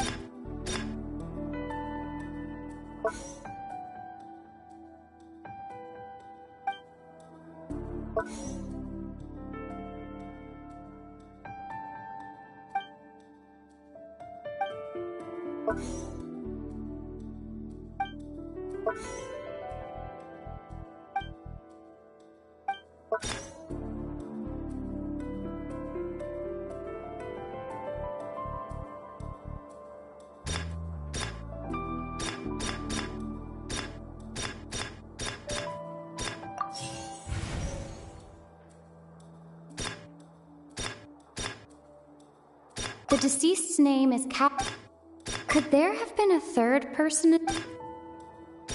The deceased's name is Cowell.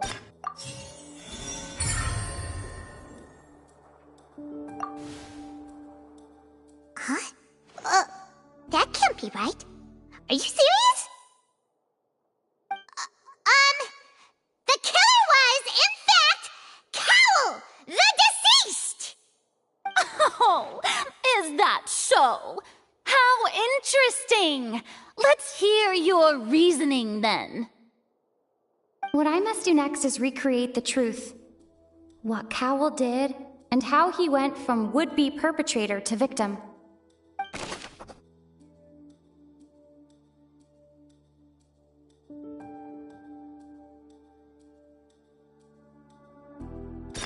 No one entered or left the Opera House through its entrances. So, where would the criminal have wanted to take Halsey? The deceased's name is... Halsey's clothing was in the tunnel. So, there must have been some fear that she would attract attention.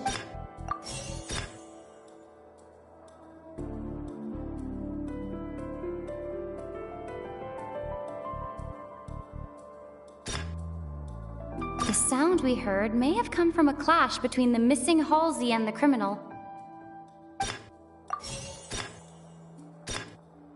Linny was not in the tunnel at that moment, which gave our criminal ample time.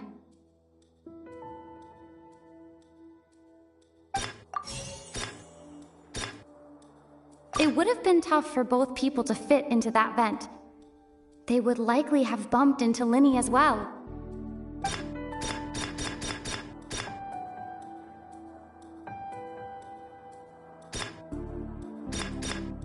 No one entered or left the Opera House. It would have been tough for both people.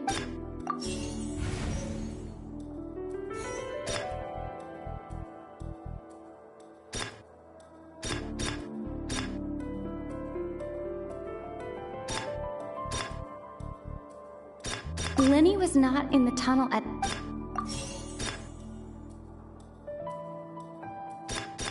It would have been tough for both people to fit into that. The deceased's name is Cowl.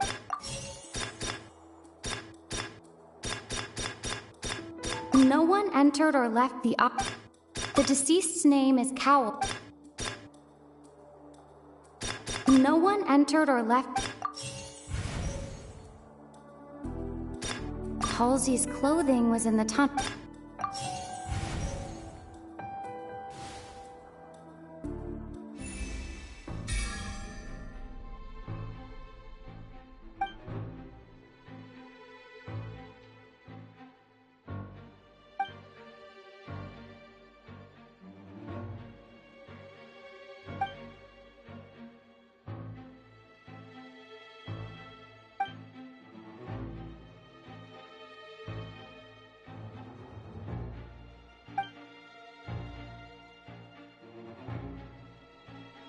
What's wrong, Traveler? Are you still having trouble figuring things out? I see how it is. So this was all just a bluff. And here I thought you had something to show for it. But it seems you're still far from the truth. Look, since we're at a dead end, why not consider a different track? Just like the trick as it transpired, the end result must have been utterly different from the magician's initial design. If only we knew how Halsey disappeared. Well, that would be nice, but the tunnel only has 3 exits, and none of them seem very likely. And it's not like this is a magic trick where you can just make a real live person disappear. You know, like you did from that water tank, Lynette.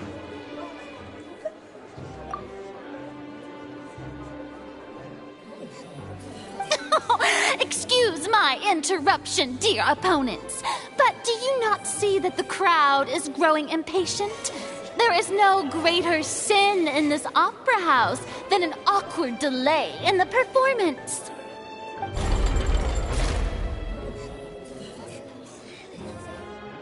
If the defense is unable to make further effective arguments, we will move on to the next stage of the trial. Lenny was not in the tunnel at that moment, which gave our criminal ample time. The sound we heard may have come from a clash between the missing Halsey and the criminal. The deceased's name is Cowl, Lenny's assistant. He would have been able to tamper with the equipment. No one entered or left the opera house through its entrances. The vase was not broken by chance. It was used to cover important evidence. The water.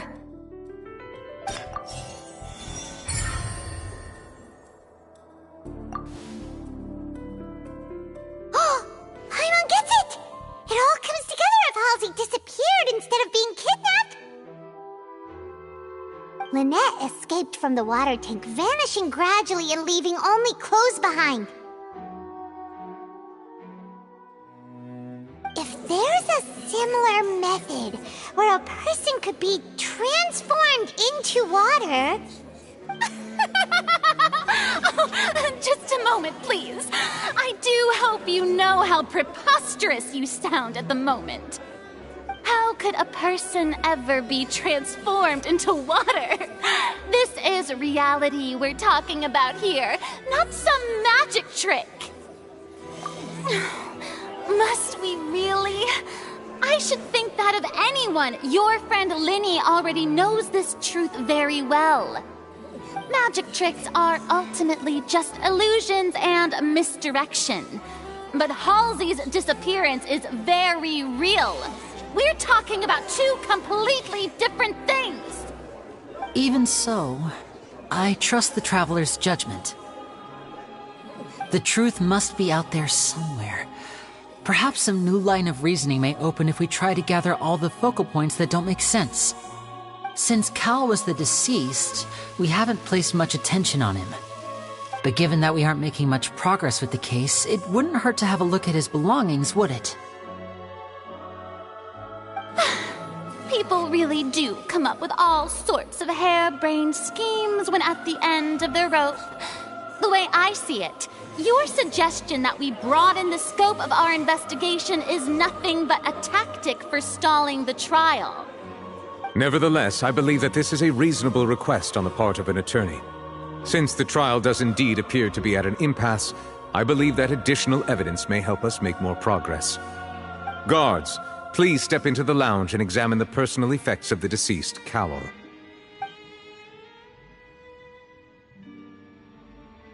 We are still examining the items, but we have already made critical progress that we feel must be shared with everyone post-haste.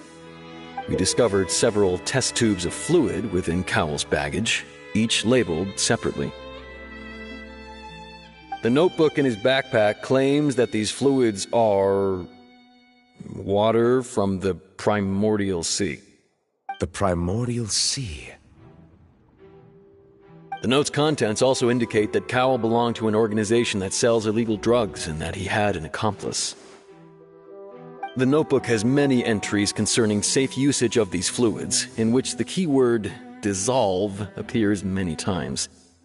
One of these tubes was labeled Opera Epiclese, along with yesterday's date. It is empty. The notes also state that these dissolution properties work exclusively on people from Fontaine. It's likely that Halsey was chosen as some sort of test subject. As such, we believe that the defense's hypothesis is, in fact, supported by sufficient evidence. You've got to be kidding! People dissolving into water? Could something so ridiculous actually be true? Wait a moment. This reminds me of a certain prophecy, but it's just a coincidence, isn't it? Huh. If people can become water, does that mean that the water tank's real use was as a means to hide water stains? And if Cowell was targeting that girl... Wait just a minute. Could that mean... You two, with me, quick! Demoiselle, wait!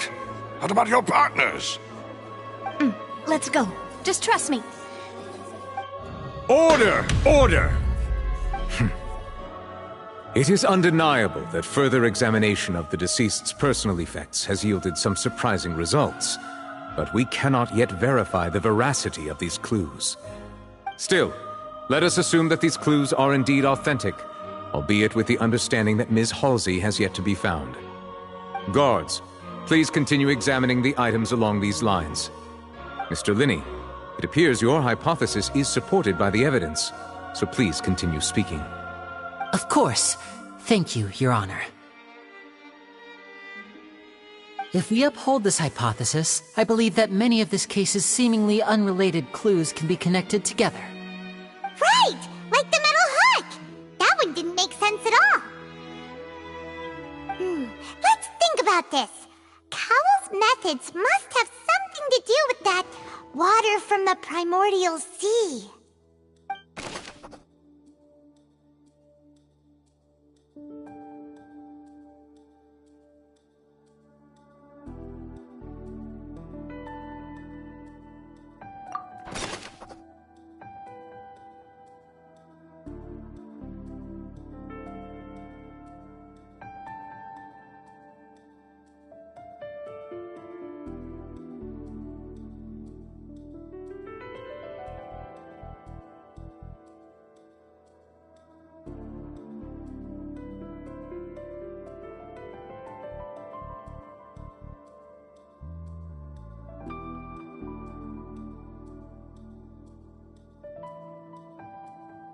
The deceased's name is Cowell, Linny's assistant.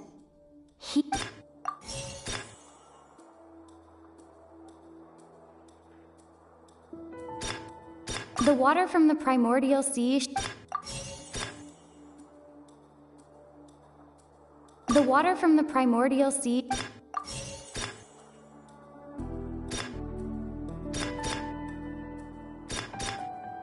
The rope that strung the water tank up was lit by...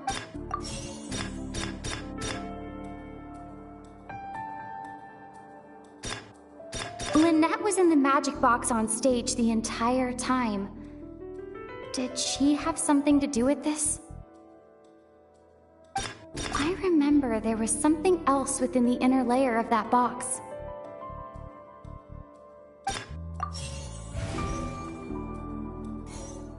Now it seems like the hook rope was not meant for another magic trick, but was instead some form of triggering mechanism.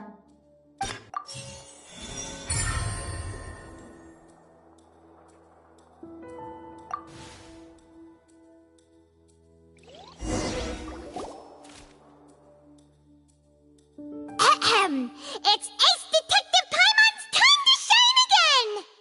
In the original plan, Cowl would tamper with the water tank rope and the number selector securing his target. When the magic box containing Halsey was lowered, the metal hook would retract gradually and pierce the balloon at the top of the box. When the balloon attached to the box popped, the water from the primordial seed inside it would pour down and dissolve Halsey. Afterward, Cowl would enter the tunnel and break the flower vase to conceal the water inside the tunnel, with the remaining evidence being covered up by the water tank on stage. But he encountered something unexpected in the tunnel, and wound up being fatally hit by the same water tank he meant to use to cover his tracks. Huh. That does make sense. That actually links together a lot of the more confusing pieces of evidence.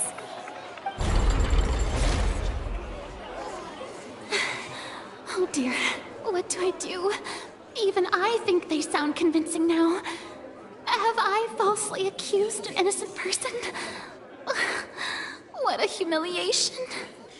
Now, it seems like the only point of contention remaining is the exact circumstances that led to Cowl's death.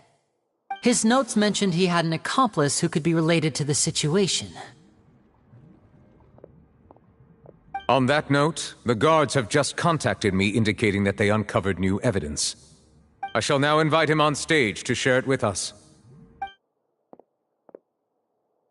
Thank you, Your Honor. We were just inspecting the luggage of the other people involved in this case. And we found an identical sample of the water from the primordial sea among Linny's personal effects. What? That can't be. Oh, I see. Well, how wonderfully comedic to have your own counterattack only to come back and wound you. Does this not clear all doubt?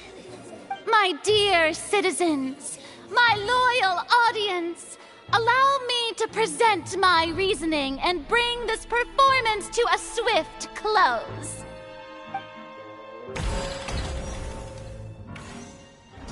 Linny did not need to take part in the dissolution of the young woman at all.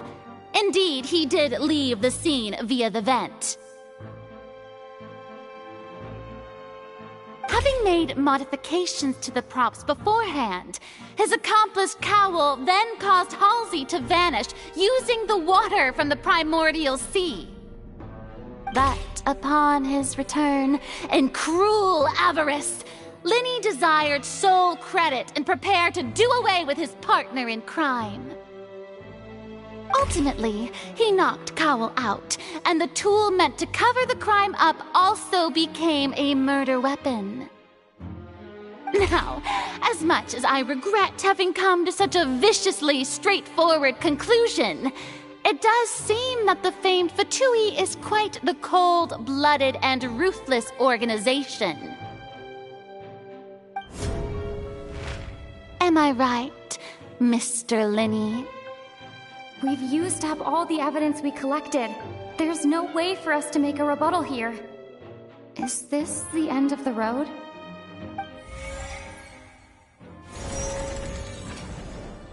Oh no! Paimon can't think of anything either. It doesn't look like there's any way around this. Seems using the water as new evidence was too good a move. Why did this have to happen now? I think we've all seen enough now, and we have ample witnesses to my flawless reasoning. I believe this is indeed the finale. Now then, my good, noble Chief Justice, should we not, in your view, Excuse me, everyone, but I must interject. Miss, I must ask you not to shout, and to respect the ongoing legal proceedings. Oh, come on. Don't be hasty. I have a good reason for interrupting, you know. Now, would anyone here like to take a little break from all this debate and see a little magic? I'll show you an amazing trick. One that can bring a young woman who has disappeared back in the flesh, right before your very eyes. Please, do the honors, Mr. Linny, if you would be so kind. What in the world is she saying? No offense, miss, but miracles like that are beyond my scope as a magician.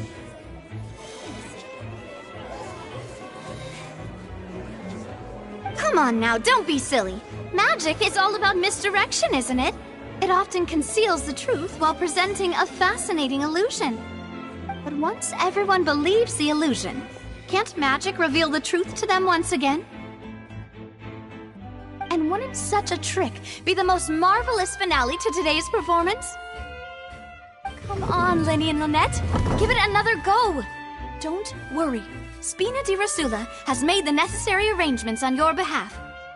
But, as the magic makers and stars of the show, I think I should leave the final performance to you. I understand.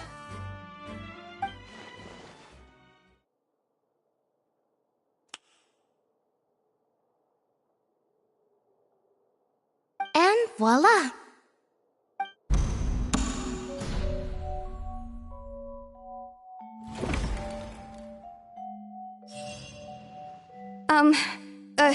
Sorry for the interruption. Wait, isn't that Halsey? So the whole thing about people dissolving wasn't true after all? To be clear, I'm only here because this person told me that if I testified, the merit of doing so would lessen my sentence. I was hiding outside this room listening to the proceedings because I was afraid that I would be the one put on trial. I was just feeling happy that no one had noticed me, and then before I knew it, she caught me. That'll teach you to underestimate us three. Where should I begin? I'm sorry. I'm the one who killed Cowl. I admit it. What? Why? Firstly, my name isn't Halsey. It's Lillian, and I'm originally from Mondstadt. I heard that Linny's show was gonna be a real thriller, but I missed the chance to buy a ticket, so I stole one. That's how I make a living. I steal stuff here and there. And I'd never been caught before. But I was noticed at the harbor a few days ago, and I barely got away. Linny was the one who caught me in the act. Hey, no wonder you look familiar. So you were the thief! Liddy even mentioned that you were pretty skilled. Well, and I thought that would have been the end of it, but then the number selector chose me. He even mentioned the Fortress of Meripede. That's a prison, isn't it? So you can imagine how shocked I was. I thought he was onto me for sure. So I played along with the show while looking for an opening to flee, but then I got water poured on me for no reason, and then someone jumped into the tunnel to nab me. I wasn't going to take that lying down, so I knocked him out and stuffed him into the box. There was nowhere to run from there, though, so I had to change my clothes and hide in a box containing performance costumes. I slipped out after the first guard arrived at the scene and continued hiding inside the opera house. Can a person even hide in there? But I swear I didn't know that the water tank would fall down. Really, I swear it. Had I known that, I wouldn't have put him in the magic box. I may be a thief, but I'm no killer. Well, that makes everything pretty clear now, doesn't it? This time, we need to tell the entire story from Lillian's perspective.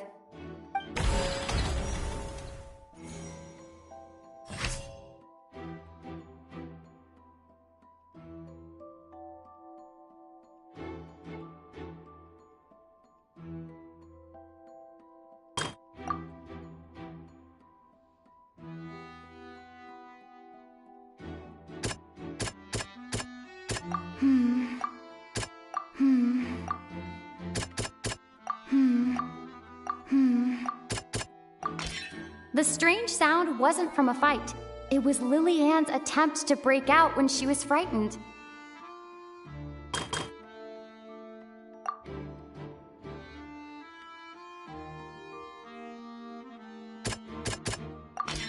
The flower vase was not broken to cover anything up, but was smashed during the struggle between Lily-Ann and Cowell.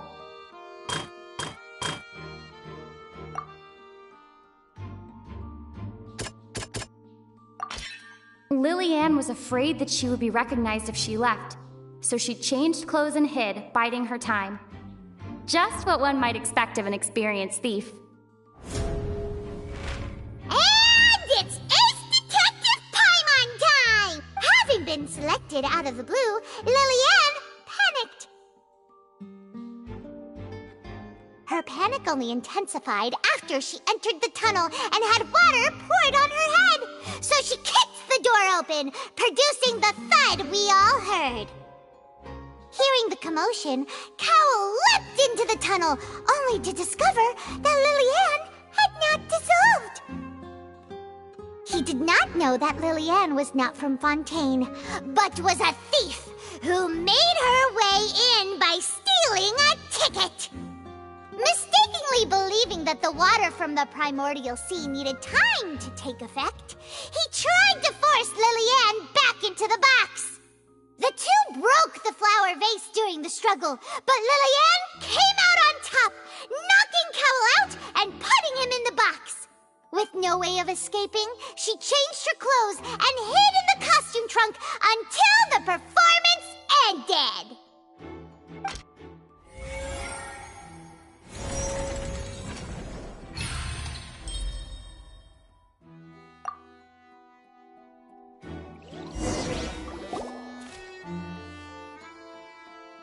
She knew that she would have to go through guard inspection if she tried to leave afterward.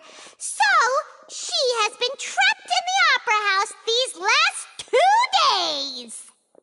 She had already become desperately hungry by the time we were chatting over macarons. So, she swiped 2 of them right under our noses. Talk about a sneaky thief. At this point, all the events that happened in the tunnel have now come to light. Ah, so that's the whole story. Bravo! Bravo! Now then, Lady Furina, do you wish to speak against the defense's statements? Please answer the question, Lady Furina. Also, if I may add, the trial has not yet ended. As such, I request that the prosecution not leave the room before the proceedings have concluded. What, are you reading my mind now? No, I have no further arguments. I admit defeat. But really, could you at least have left me with some dignity? Wow, look at that! She's like a deflated balloon now. If there are no objections, then as the Chief Justice of Fontaine, I shall once again repeat the full sequence of events. The actual perpetrator of the serial disappearances, Cowell, selected his next victim from the audience reservation list. With some modifications to the selector, he could ensure that the pre-selected young woman would be chosen. To cover up any evidence while committing the deed, Cowell thought of allowing the water tank to fall, which would conceal the water left behind after the young woman was dissolved. He also tampered with the rope suspending the water tank, using the fireworks at the end of the performance to cause the tank to drop and hide the watermarks. He poured the water from the primordial sea into a balloon during the preparation of the magic box and stuck it to the box's lid. Finally, he passed the prepared hook on a rope through the gap in the magic box's door when bringing the young woman to said box. When the magic trick officially began, the box containing the woman was lowered into the tunnel, tightening the hook rope and bursting the balloon containing the water. If all had gone to plan, the young woman would be dissolved at this time. However, Lily-Ann was not from Fontaine and thus fled the box with a loud noise. Realizing that there was trouble, Cowell entered the tunnel and met Lily-Ann. Thinking that the waters had not yet taken effect, he decided to proceed. However, his opponent was more capable than he thought, and he was overcome, knocked unconscious, and placed into the magic box, and thus became his own final victim. Lillian, according to her own statements, then changed clothes and hid until the performance ended, before hiding in other parts of the opera house. As for Linny, he was in the underground structures within the opera house, and was thus ignorant of these happenings. From this reconstruction of events, we can conclude that Linny, the accused, is in fact innocent. While there is much in Linny and Lillian's conduct that should still be investigated separately, this case, at least, can be handed over to the Oratrice to make the final decision.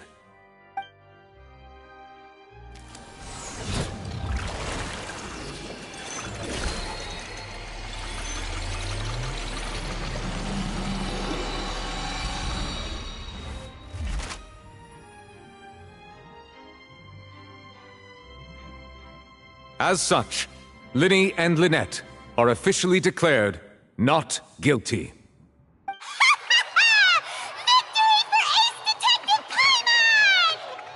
Great work, partners. Thank you all. Thank you so much. Next, I think we deserve an explanation, Guard Vaughn. How did you find the water from the primordial sea in Linny's baggage? Right! Your discovery caused me to make a serious mistake, you know. Or was that not a discovery, but false evidence that you dared to bring before this court? I suspect that the accomplice mentioned in Cowell's notes was not Linny, but you, yes?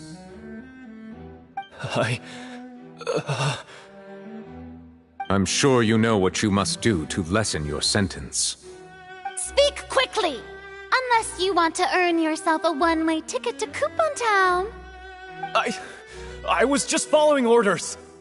We were supposed to place blame for the serial disappearances onto Linny, and thus cause suspicion to fall on the Fatui. The higher-ups said this was the best opportunity to do so. And now that your plan has fallen through, and the secrets of the water have been revealed, you have become a liability to said higher-ups, yes? Therefore, you would be wise to tell everything you know, and seek the protection of the guards. Yes, I'll tell you everything I know.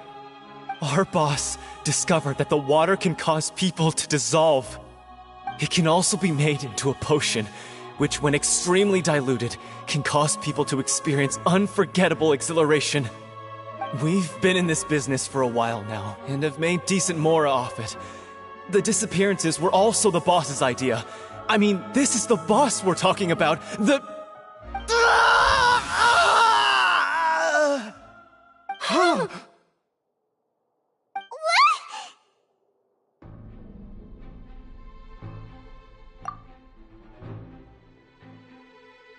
And now he can no longer talk. Such ruthlessness. I shouldn't have expected any less of them. An outrageous act. All present, please submit to inspection immediately.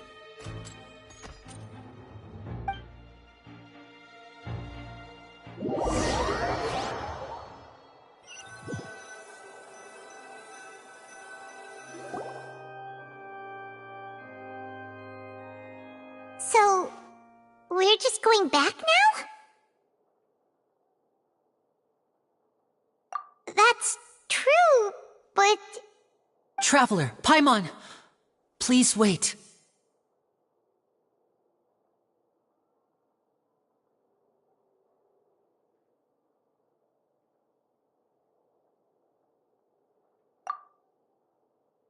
Linny... I know you may not want to speak to me right now. Maybe you don't even want to look at me. But still, let me thank you again for defending me to the end, even after you learned that I'm a member of the Fatui. I guess. But regardless, I'd like the opportunity to set things straight. I didn't approach you with any ulterior motives or ill intent. I've spoken to you as myself, just plain Linny this entire time. As for why I'm a Fatus, it's because the goals of the House of the Hearth align with those of an orphan like me. That's all. That was how Father, who you might know as the Knave, approached recruiting us back then too. The Knave? The one who controls the House of the Hearth? She's your father?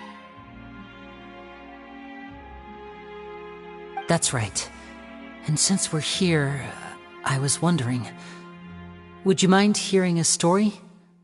It's about my past.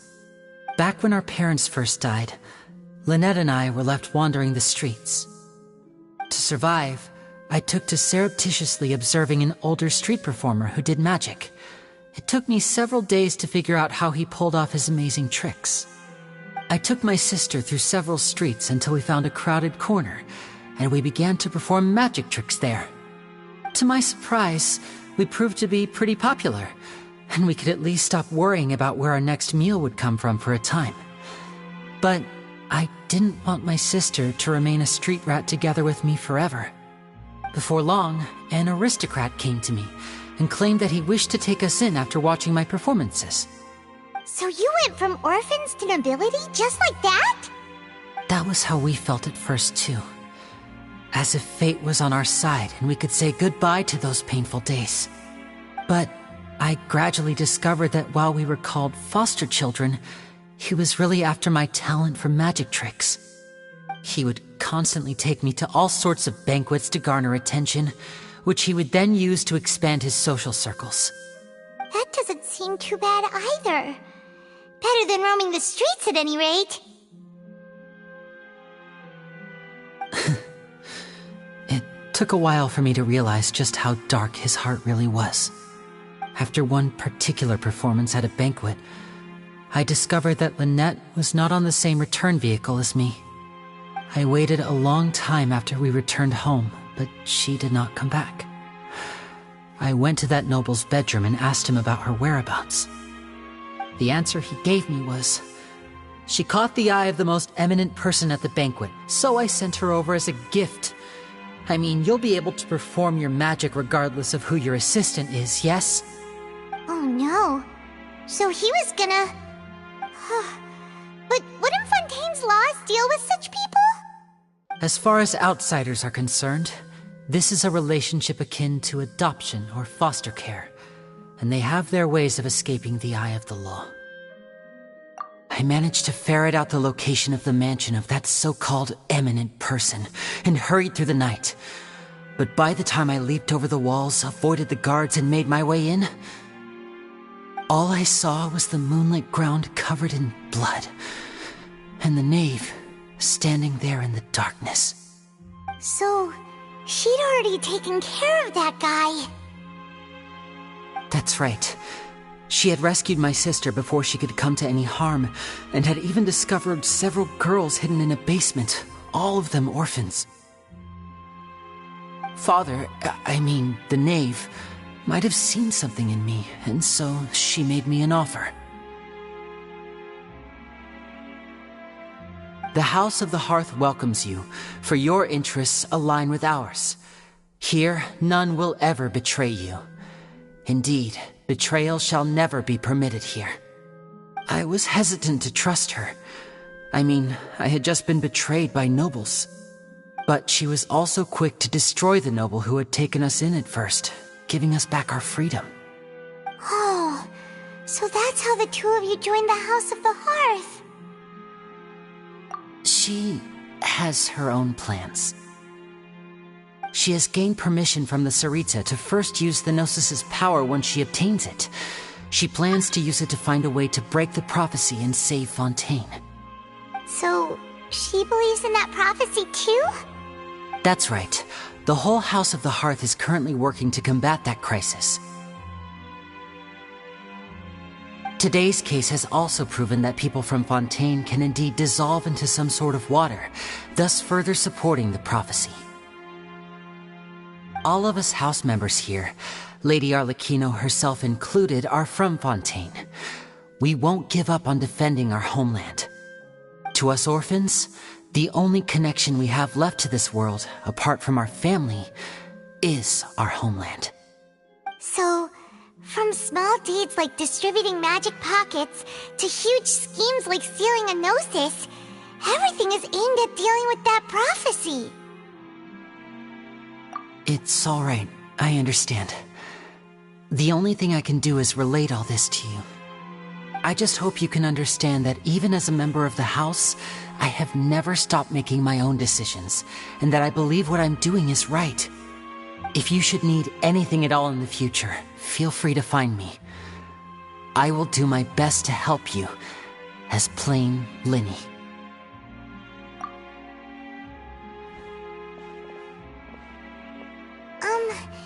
Bye, Linny!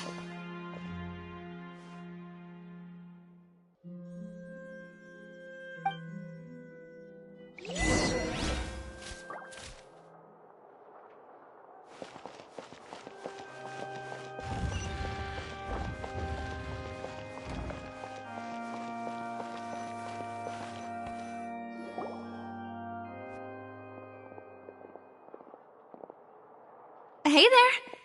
What was with the disappearing act you pulled right as the trial ended? Were you looking for us, Navia? Well, this whole thing isn't exactly over, is it? I do feel that we're getting closer to solving the serial disappearances case, though. Don't you think so, too?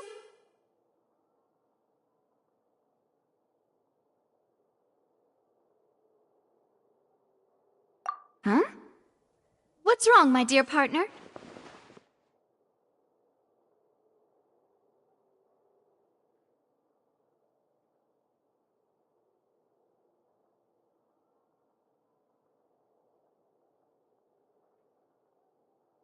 Besides, are you sure we're the ones who can crack a case that's been cold for decades now? And given that there's new evidence from the trial, there should be a trail of breadcrumbs for the Hydro Archon's people to follow now, right? Ah. I see. Well, I won't lie. I'm a little shocked to hear that from you.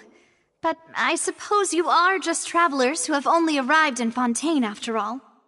Sorry. I might have been too presumptuous. Don't say that, Navia. Ah, and we were having so much fun investigating with you, too. It was like having new waters flowing into a stagnant mire, causing new hope to spring forth, and the reflection in the murk to become clearer. Sorry about that. I'm a bit prone to nostalgia. Don't mind me. Wait, shall we have a farewell meal? You know, to commemorate our time as partners? Huh? Do we really need to get that formal? Well, guess you really did treat us as partners, huh? Well, I'd just like to have a proper ending to every important memory. That way there are no regrets later. Anyway, it would just be a meal, so it shouldn't take up too much of your time. You don't have to twist Paimon's arm. If Boss Navia's treating, count Paimon in! Oh, wonderful. In that case, why don't we return to the court of Fontaine and head to the Hotel de Boer? I believe we'll make it just in time for dinner. All right, then.